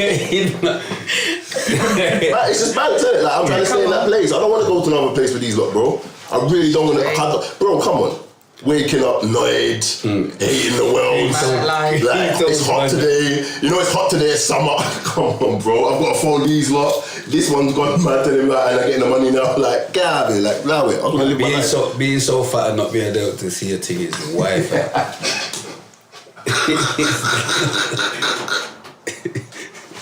Anyway, but yeah, no, going forward, bro. Like, if people just recognise that they're due more and they can do more and they need less, and we can get rid of some of this predatory, because if we get rid of the predatory, we get rid of some of the predators, bro. Because you got to remember as well, like, music works in technology, so the era of the cameramen was inevitable. Some were going to be cowards, some were going to have good hearts, some weren't, but it was the era of the cameramen. All of a sudden, cameras with a new viability to get into the game. So that came. D, I ain't letting him chat on you. No, but this is what happened. Now, if you look at people like Jay, bro, let me finish, because sometimes I forget certain things. But if you look at people like Jay, I'll tell you who I spoke to during this time. I was talking to Jay from Rhapsody. He's a good cameraman. And there's RJ, yeah? Now, if you look at most of the people that didn't succeed, now I look back, they're the ones who had integrity. It's funny, No, but it's funny, like, you know what I'm saying, Deluxe? Most of the people that started the video channels and videos, if you look back now, the ones that didn't succeed, now I look back, they're the ones that had integrity. Yeah, obviously. It's mad. So, and even the ones that came out of nowhere, people that we've worked with, like other platforms like we spoke about a minute ago, we're not even the one. And a lot of they will look at you, man. They learn. Remember, Danny's press play, and look who's dealing with the youths right. Look who's dealing with the youths right. And a lot of the Niki ones that had a thing against real niggas and real people. They made sure they made sure that they didn't want their stuff to go. Well, man made friends as well. Man made friends and alliances. So you got to remember, there was a lot of nerds making tough guy friends. That went on for a long time. So there's all these little dynamics which all end with the youths not getting information. Exactly. So like, all I want at this stage is now we have this transparency. Now that's it, bro. Like you said, I said one time to Aggie one time. I think Aggie said it on your show. You got Aggie, man. We got Aggie all day, my brother. Bruce, all day. I once said something to Aggie once day, and I used to live by this. The reason I knew about the CD stuff, because Unknown taught me the game. And Unknown, he used to say, as long as you got 100 fans that will buy everything you do, you're good. And it's that like independent mindset, innit? So like, and if everyone could take on that independent mindset, you got 100 fans, you're good. Like, you build your own channel, you're good. You do everything, you're good. And then we start building from there. I can't believe there's laughter. Well, what's good? Do I need to put the hat back on? No, I can't believe there was laughter. Creams are maniac. I don't know where that came from. Yeah. Or what memory she just had. Yeah, but So yeah, that's all, man. That's all I really want out of this, bro. It's a lot. Yeah, so we're closing up. So what else, bro? Because in what sense, though? Like, I just want to make sure you haven't left anything out. Cause remember, they're getting on to me. What really happened? What else really happened? What was there any really? Just my like anything he missed out, like, because obviously I don't want to keep talking about, because most of what he was saying was just he didn't answer any. What I will say, you get what I'm saying. So I don't want to say when the question. I mean, even when he done the second podcast and my man put the thing to him, he didn't answer any of the questions, and even the questions he did answer, he doesn't even realise he answered them wrong. And I think you might know you answered them wrong, but like what you said about the image, right? I just certain things that's not right. So like I said, all that what's not right, we're gonna find out. But all that we seem to have done at the moment is open up the concept to people to find out their own realities. So listen, all I'm gonna say to Rashid, let's talk, yeah. Rashid, he was being very cheeky or whatever. This thing's bigger than me. It's either you apologise or you don't, yeah? That's it. It's either you apologise or you don't. The thing's bigger than me. Do you get what I'm trying to say? It's bigger than me. Man's not telling you get what I'm saying? It's either you apologise or you don't, fam. And that's it. You get me? You do what you want to do. You get what I'm saying? If you apologise or you don't, it's bigger than me. You get what I'm saying? Go on. We're all in it. We're over in it. We're all. See, if you apologise, you don't, bro. Do you get what I'm saying? I mean, we're home. Enfield's a nice place. Yeah. Obviously. See, if you apologise, you don't, bro. We're home. But anyway, fuck with that. But like, I don't know, bro. Like I said, I just want. I don't want to be personally attacked for however long this goes on, and that I'm ready for, which is cool. If it can make change, that's going to be what it's about. Ultimately, that's it. And if we can set platforms, and if I could paint an ideal world, imagine there was a platform, that everybody's subscribers went to. Everybody, all the subscribers that everyone's got now, they went to this platform. And on this platform, when you upload your videos, you get a phone call from an accountant and a lawyer, and they tell you about what's going to happen next, and then you're going to get a spreadsheet every quarter. And then you're going to have a login system which you can log into and you can deal with customer services and you can have all these things. And that happens normal for everybody that walks through. And then there'll be other systems. Now you might charge for some services, or you might not, or you might do this. Remember when you came into my agency? Remember the website they logged in? All of that. You have all of that. And then it's normal. And everyone has... What have you got to say to people that say, listen, it's a business, they're doing... That is the business. They're doing you a favour. Listen, they're doing you a favour, not by putting your thing out to all their subscribers, Tell me you're doing me the favour. Just tell me you're doing me... No, answer that. Just tell me you're doing me the favour and show me what the favour is, and I'm cool with that. So if the favour is I'm giving you all my copyrights, just tell me and I'll tell you whether I want you to do that. Because that's what I see a lot of them saying, but look... but I'm saying, if you're going to do that, just tell me you're going to do that. Give me a bit of paper and I'll tell you. So if and I'll say whether I'm cool with it or not. Fine. Yeah. No problem. I think also as well that what a lot of these people do behind closed doors, because they're not saying that they control people's destiny, because my thing is if God says yes, it's yes. But don't laugh at people's downfall that you helped to have a part in.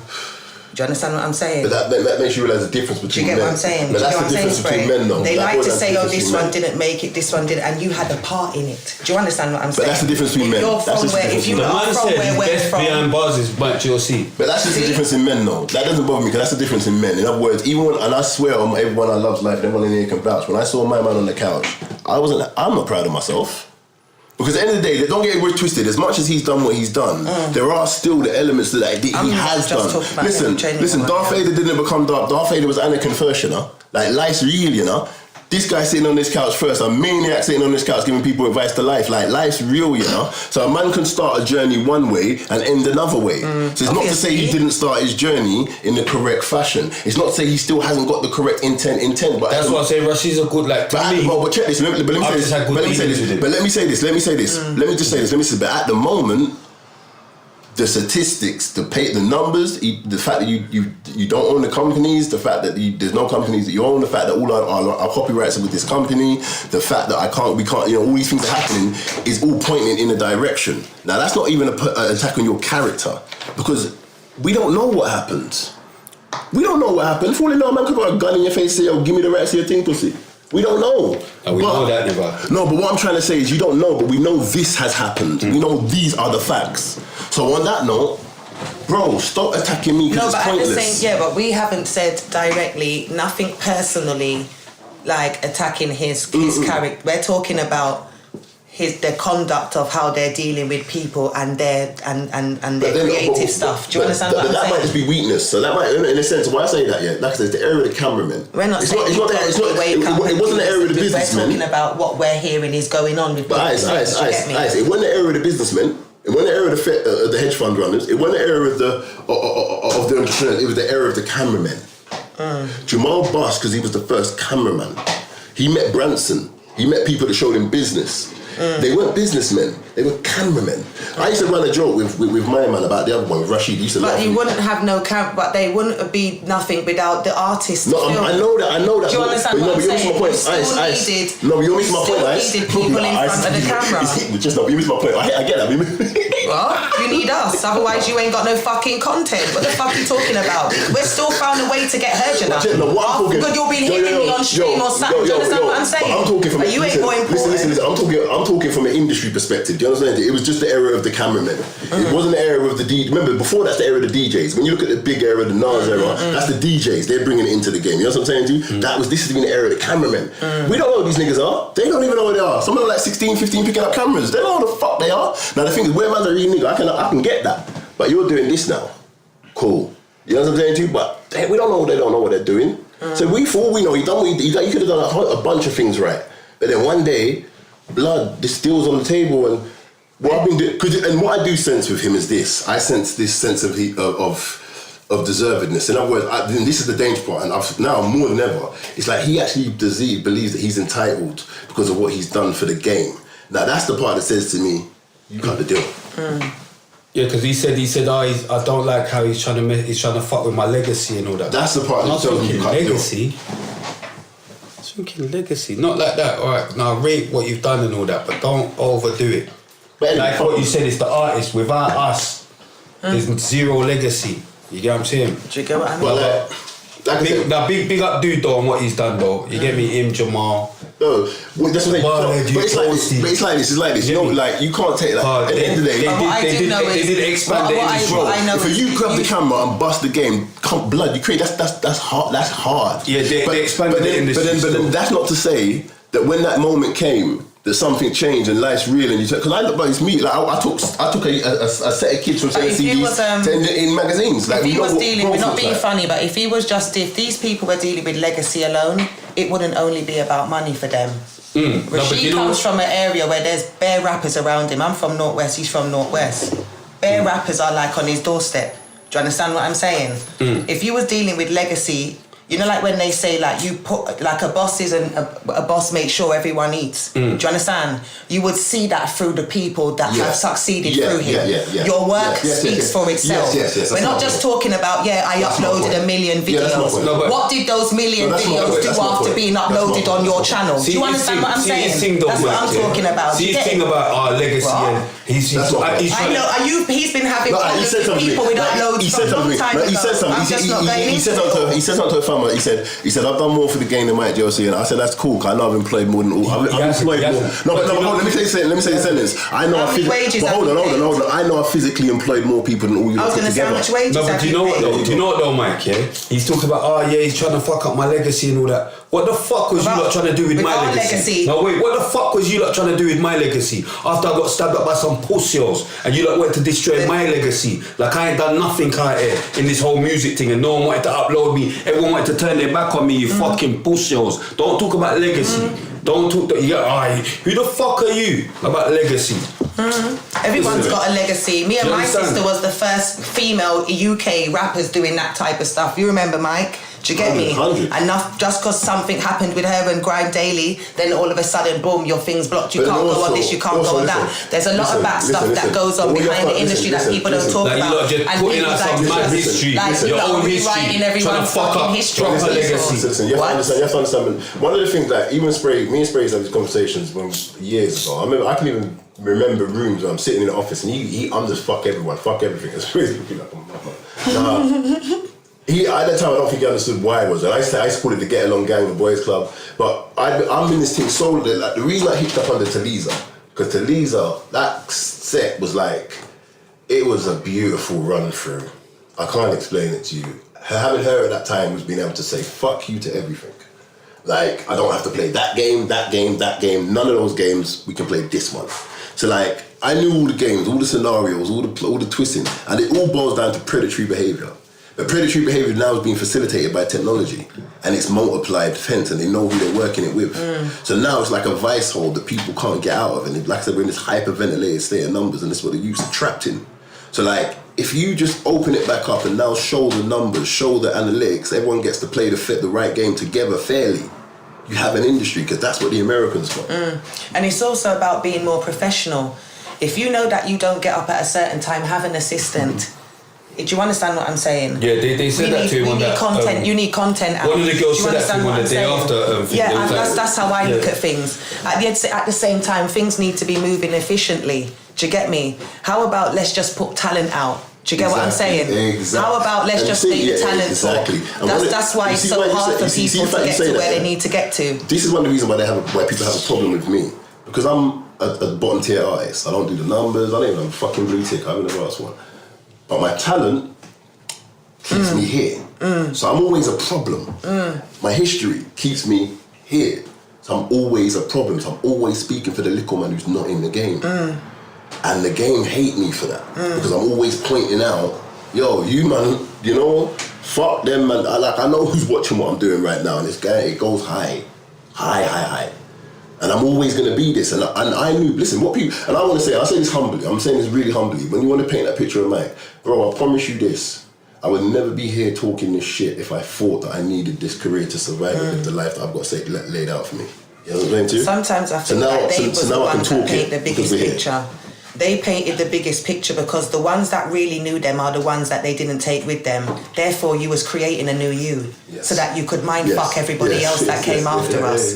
Period. Because we all went to school with you lot. Do you understand what I'm saying? We're just not going into everything. But we all know you niggas from school and them thing there. Do you understand what I'm saying? Let's be real. We know who got bullied, who didn't get bullied. We know all of that shit. You couldn't go with us lot because we knew who you lot was. Do you understand what I'm saying? That's what I feel like as well sometimes. That's why a lot of the real ones got blocked. Do you know what happened? Do you understand? Because it was like it was secret revenge. 100%. Do you understand? I can't get you in that way, but I'm gonna get you in this way. Yeah, police. Do you understand what I'm saying? Straight. I always say that Straight. everyone. And when you talk out, you're bitter. How is that bitter? You're talking up. Do you go? If you can't have freedom of speech, what the fuck can you have? I ain't out here to do no fake shit. If that's what it is, then that's what it is. But do you get what I'm saying? But this is what I say. I always say to Spray, like, I don't mind how people think I appear as long as that's not how I feel. So in other words, if I say something on Instagram, as long as I'm not angry, I'm fine. So like, it doesn't matter what I say. So like, at this stage, I learned, in order to exist in this environment and be who you want to be and how you want to be, that's just the byproduct of it. And when people do things to assault a tap man's character, whatever the fuck it is, because at the end of the day, there's still going to be a truth in it. Like, if my life's not real, then there's a reason them raps sound the way they sound, bro, so cool. If it's not that, then this is gonna hurt me, obviously. Like, if it's, like, life tells you what the fuck you are, innit? Like, it's cool. I would say to people, I might not be the biggest, but I've had the longest career for a reason. But that's why real rap lasts and everything else is short-lived. It's like a trend. Do you understand what I'm saying? Life is but like, classics remain life classics. tells Do you you what's understand what happening I'm next. saying? Do you get me? You know, like if you buy something proper, like even you know, like how long an antique will last. Even if you buy something new, even like a new build house, it's going to fall apart 10 times quicker than a house that was built properly, old standing Victorian 100%. yard built with proper bricks. 100%. Do you understand what I'm saying? So everything that's all trendy now isn't even gonna last. But the ones that was real, those are the things that continue. Do you understand what I'm saying? Here's the irony. I say this is the spirit of the time. I make more money from my music now than I did at any point in my career, apart from outside of the CDs. Like, I actually enjoy my career now than I enjoyed it at any better time in my life, because at this point people know what I'm saying. Like, you see, even when I watch this whole scenario play out, yeah, one thing I want to say, you see my bro, I don't even want to use the word fan, but you see my people, them supporters, I fucking love them, bro. Like, you see myself, I fucking love them. I sat there and like, I say, like, I would say the best byproduct of music, yeah, is if you stood for something, the people that follow you know you, and eventually you become their voice. Like, a man said something to me a couple of days ago. He said, "Mate, just don't want your manager. You got to realise their audience," and this was a man from another channel as well. Man said their audience is on the internet. They're going to keep on making you appear mad to the audience, but you got to realise, bro, we're Some of your fans are dickheads, though. you start beefing with them. Yeah, I start having to. It's like, don't go on the RTM podcast show. Spray's going to turn it into a circus. Suck your mother. But check this out. So anyway, it's a fucking, like, when I look at like the fact, like, the best byproduct of music is like, after years, people know you. So after a while, he said to me, like, bro, you got to realize, your fans don't go on the internet. People that follow you don't go on the internet. And even when I used to do the CD shit, I used to say to man all the time, I used to sit in a hotel room at the end of the day and count up how many CDs were sold. And I say, you know what the best byproduct of this is, bro? So these CDs are going to be left in people's homes for years. And that will make man live a little bit longer. And I was right to that. Because no matter what the bars have been in the world, no matter whether I got a song, a hit or not, I ain't put a song out for 20 years, but the bars are out there. Like, do you know what I'm saying to you? So like, I always kind of knew that, you know, if you can just keep it normal, you can just keep it, you can think, but that wasn't even the point of what I was saying. But yeah, but I get what you mean. Like, nobody knows what things are going to be worth, innit? Yeah. It's just like, just hold on to stuff and look just up. be you. Yeah. Be yourself. So I go back to the supporters. So even when I go back to like the supporters, I look at like the people that know me now, they really know me, bro. So even scenarios like this, I don't need to, like, I'm enjoying it more now, but in my 30s, man was lipping, like, it was all bare hate. But now it's like, these are people that have been with you. You stuck to your goal, you stuck to your morals, you stuck to your perspective, so you speak for people. And those people now in turn can speak for you. And I'll tell you something, I love my supporters, bro. Like, and I wouldn't change. If people, this ideology people have of careers, but I wouldn't change mine for the world. That's like me. Like, see, like when people DM me and they say, "Oh, you." Bro, I wouldn't change it for the world. I done a whole sentence with you and man can look and think other people are more successful than me. Exactly. You get what I'm saying? Like when you was talking about. Yo, there's certain rappers. Yeah. Let me tell you something. There's certain rappers, no matter how big they are, like Judge is one of them. Yeah. The man like Judge, there's certain rappers that, no matter what their trajectory be, they could be happy, never change it for. I said to myself, like, bro, when I came back around into music, after, because people don't realise, when you got all them behind bars, the reason there was spoken word on the end of everything, because that's all I was interested with. I wasn't interested in the rapping part. I was doing, remember the time I was doing spoken word, that's why me and Jamal said we're going to rap over pianos. So like, that's all, I just wanted to reach the most artistic part of myself and pull it out. That's my only interest. I have no other interest in music, not money, not fame, not nothing. I just want to be the most creative I can be. That's why I'm the one doing spoken word on behind bars. Who else done that? Cool. Who else? Judges. Yeah, obviously, that's what I'm talking about. Like, who's rapping over pianos and all that? You know what I'm saying? I said, this is what I'm on. Who they're making films and raps. I'm on this creativity. That's the only reason I'm back here. That I had one motive. I said, yo, look, if I go to my grave known as one, I don't care what the fucking list says. I'm going to go to my grave one of the hardest this country's ever had and one of the blueprints. I'm good with that. I'm cool with that. My stuff, I'm good. Yeah. Like I said anyway. My nigga don't call my name and make sure man remember man. I'm good with that. One of the greatest, Bob Marley, spoke about being rich in life. He don't look at how he sees riches and how everyone sees riches is different. I know I'm rich in life already. Somebody can have a #1 hit or whatever, but they're fucking depressed. They're living a toxic life. They're a little man clown or whatever. I don't know what's going on.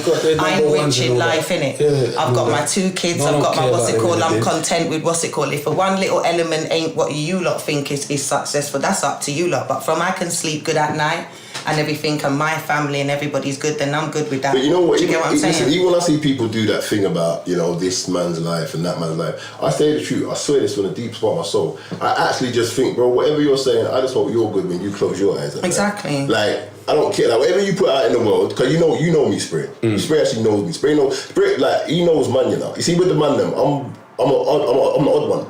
Like, I love too much. I'm too nice. I don't have to be nothing though. I actually don't have to be nice at all. Like, you know, like, but Spray knows I'm a good guy. It's my weakness too. But I'm like this though. Like, it's the man them. Like, I'm the one that they don't know with the man them. Smith's cracking jokes. Like, man, I have to pretend he's not with us, you know. Like, I'm like this for true. So whether man want to grab off that energy, but I'm like this. You can't tell me what I'm not like. I'm like this. Like, I rap and I draw pictures and stuff. I write poetry. I read meditations. Like, you can't style me about dark energy. You dumb. I fast twice a week and sit in a cold bath and have a cold shower and do meditations. Marcus Aurelius or Sensei. You talking to, bro? You're not here.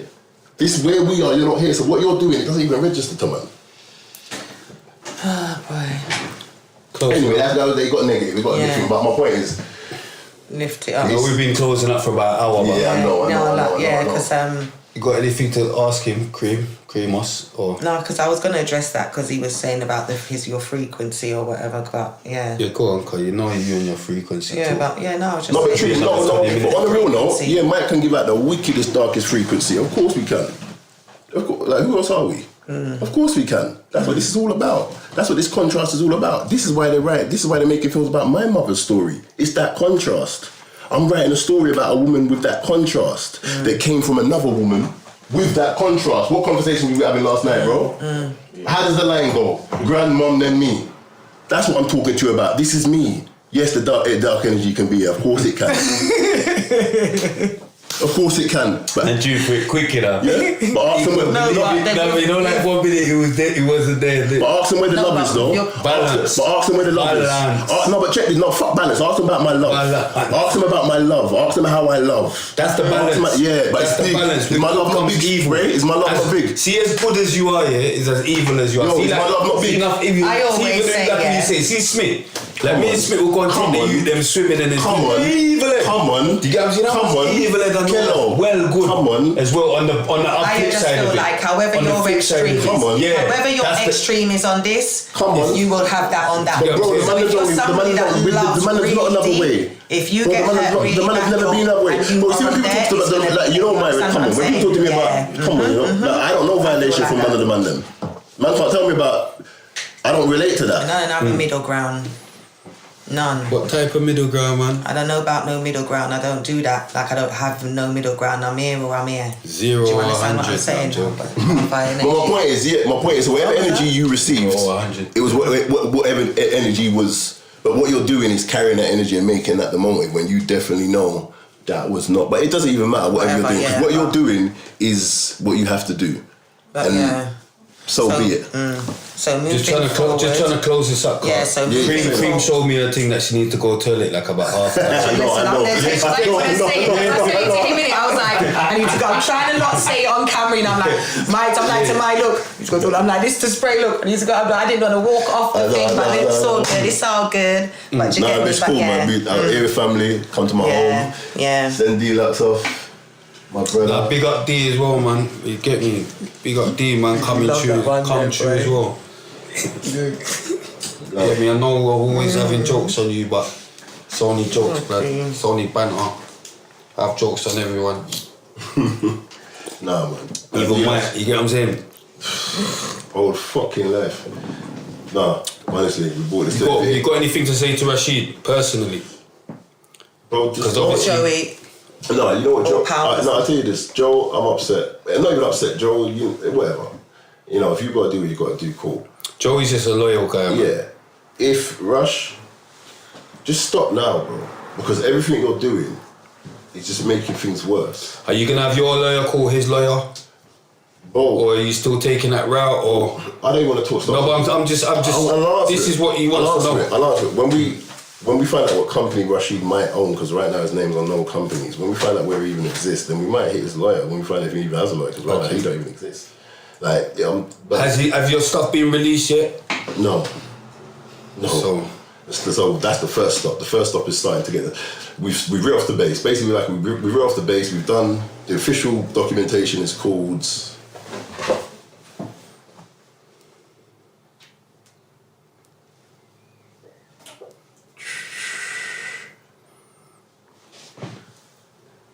we're in the process of preparing a preliminary notice claim to base 79, and only when their side of things is clear will we contact Rashid. That's the lawyer. Okay. So we're gonna start the steps in it first. But as it stands at the moment, no, I don't have my rights back. And no, if people start doing what you're doing now, they're gonna keep on finding what you just found today. That's gonna happen. And yes, people should hit them and start asking for their money. People should start doing their investigations. They should start doing their maths.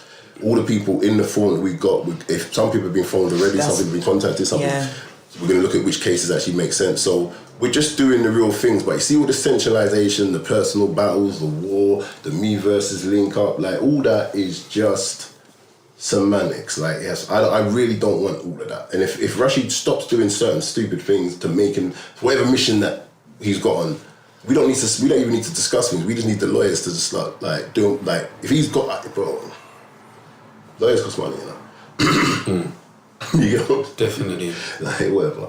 So, like, it is just what it is. But as far as the platforms, as far as going forward, yeah, like you said, we need to start rearranging the thinking. Rearranging the way it is, yeah. So basically, like, when you're uploading any of your content, so if you give basically artists need to know that if you give your content to a platform, you need to now ask back permission for your copyright when you now upload it yourself. No. So directly, any platform you're on, immediately, if you're on a platform where your music's getting monetized, you need to get an agreement.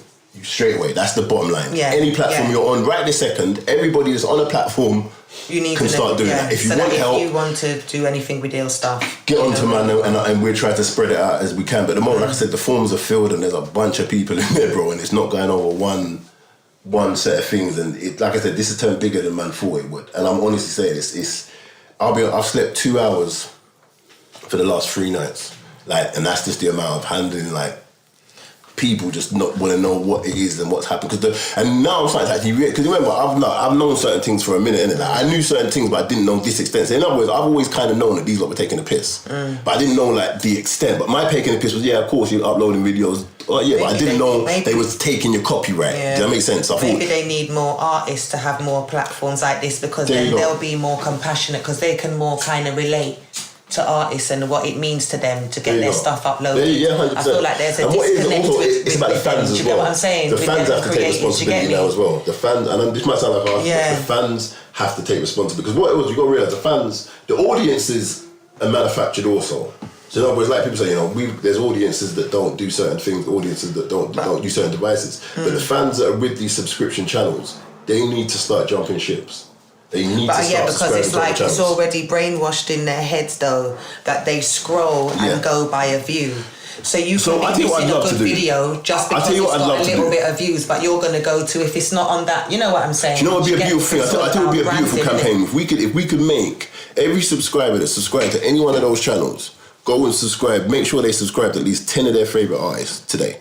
Yeah? They would ultimately put all of their 10 favourite artists in a position. Do it for the month. Yeah, do it. So yeah. every day, everybody has to subscribe to so and so. Yeah. Then the next day, everyone subscribed to so and so. Yes. Then the next day, everyone subscribed to so and so. Yes. And that is cool. That's like, you know, building The generational first wealth day, and all. subscribe to RTM. Do you know what I'm saying? Say Like, no. it's called building each other instead of just keep building those. Do you understand what I'm saying? Imagine if everyone done that. If that was done, we would have a fair industry. Exactly. Then you have, So those you are would the have type of an campaigns audience. that You people have. need You to see start what you said about the doing, predatory do you know what I behaviour. So you said that would be gone because now you have musician, label, maybe manager, audience. Right now, audiences are being kept. That makes sense. That's where we are. You said the era was the era of the cameraman. Who do you think it is next? Engineers? Copyright, but it's more the copyrights and licensing now. NFT. Yes, but it's not just NFTs, it's copyright licensing, So ownership. You said it was the That's DJs. who's You said running. it was era of the DJ, era of the cameraman's, era And now of it's the copyright era. It's the ownership era. It's the content. ownership era, yeah. It's that era. And we're going to be here for a minute. And it's I've been there from like screaming ownership, like you know, what not you got. being All you got to look funny, at is but what technology is going to do screaming next. ownership. So say that again. I've always screamed ownership, Yeah, literally. but that's out of our ignorance, and that's why we're here. Life. That's why we're here. Yeah. But all we got to look at is where technology goes. So wherever technology is going next is where things are going to be. So people, it's not exactly going to be a whole NFT metaverse thing, but it's more about how things are being done. So when you look at how, like, I'll be honest with you, like, I've had situations where, and this is why I say, like, my mind, I'm in this zone. I've been, and that's why I say these lot are getting the brunt of something because I've been ready to go for a little minute. When I came back around with all this, listen, I had a situation with a comic like a couple of years ago where I was doing it with a guy, and he was doing some writing for me. And when we was going to release it, like, as we're releasing the comic, he keeps on taking credit for things, and I'm realizing why is he taking credit for that? So I think I told you this, didn't I? And as I'm like basically a guy that I was in dub play drama with him, and then he comes along and said, "Yo, he wants to do some writing with me," but I know he wants to get into Hollywood, so he's only using the comics because comics are the quick way into Hollywood. I'm letting out the back now. One of the reasons I'm doing comics is a quick way into writing. So a lot of actors will use like comic writing and things like that to get into film script writing, like Western. So he wants to get involved with the comic. But as he's getting involved, I said to him, okay, the first one's already written, but you're going to do the edits. And then we can write the second one together. So he done the edits for the second one. But as we're advertising it, I keep on saying, like, Rockstar Games are advertising it, a couple comic companies. But my name's not popping up. It's just, this wonderful piece of work from Roland. I don't want to say his name, but it's a wonderful piece of work from this guy. I forget, what's happening there? But as time's going on, I'm realising he's kind of like having me off like the talented monkey. Like, he's got the idea, he's done the work, but this guy's, no, I had the idea and the artist, but he's the one that's really driving it forward, yeah? So now after that now, as we're starting to get to release it, I'm realising this guy's going to take the piss. So I just want to kind of use him so I can understand, like, if my team's ready. Because he's got all the connections, he's got the image, so I want to use him, see. So when I realise it's ready, after that now, I fuck him off. But then he starts talking lawyers, court, what he owned.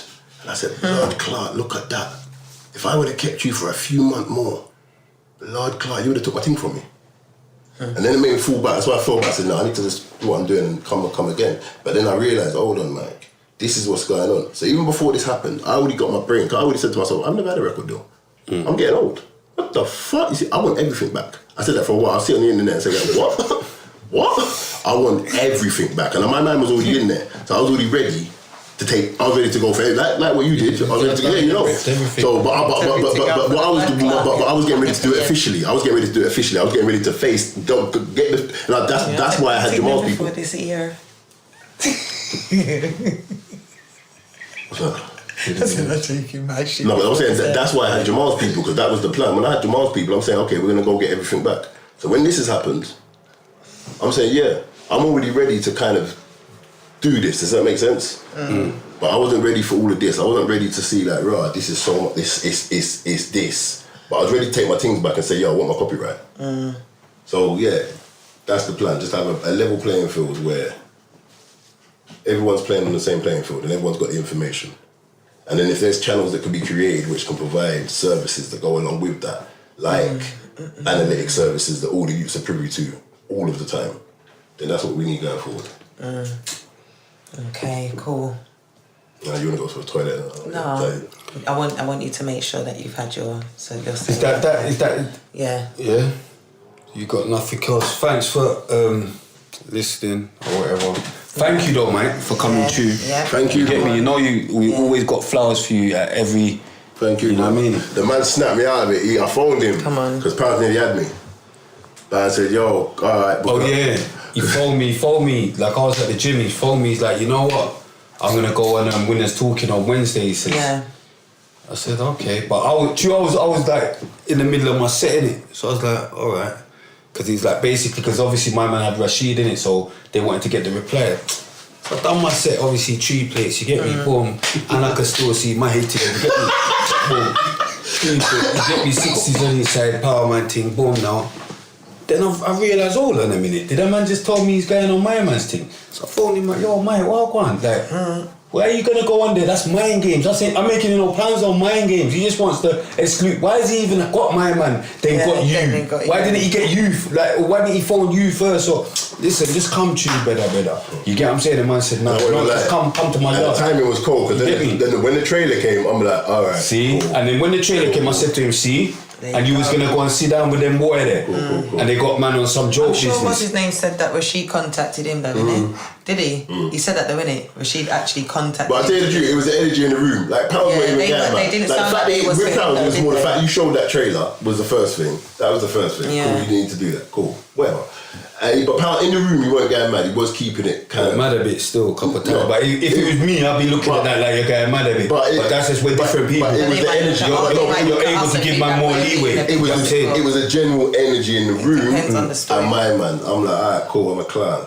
Fine. Doug was just laughing you out. Yeah, I'm just fine. Yeah, Doug was laughing you out. You get me? And that's the first time I've seen it. That podcast. Yeah, that's fine. That's cool. I did thought it was a bit laugh. Maybe I don't know if that's how they act all the time, but yeah. Like he was laughing out, Mike. You get me? Like he was. But anyway, I'm not start my madness. But yeah, boom. Thanks for.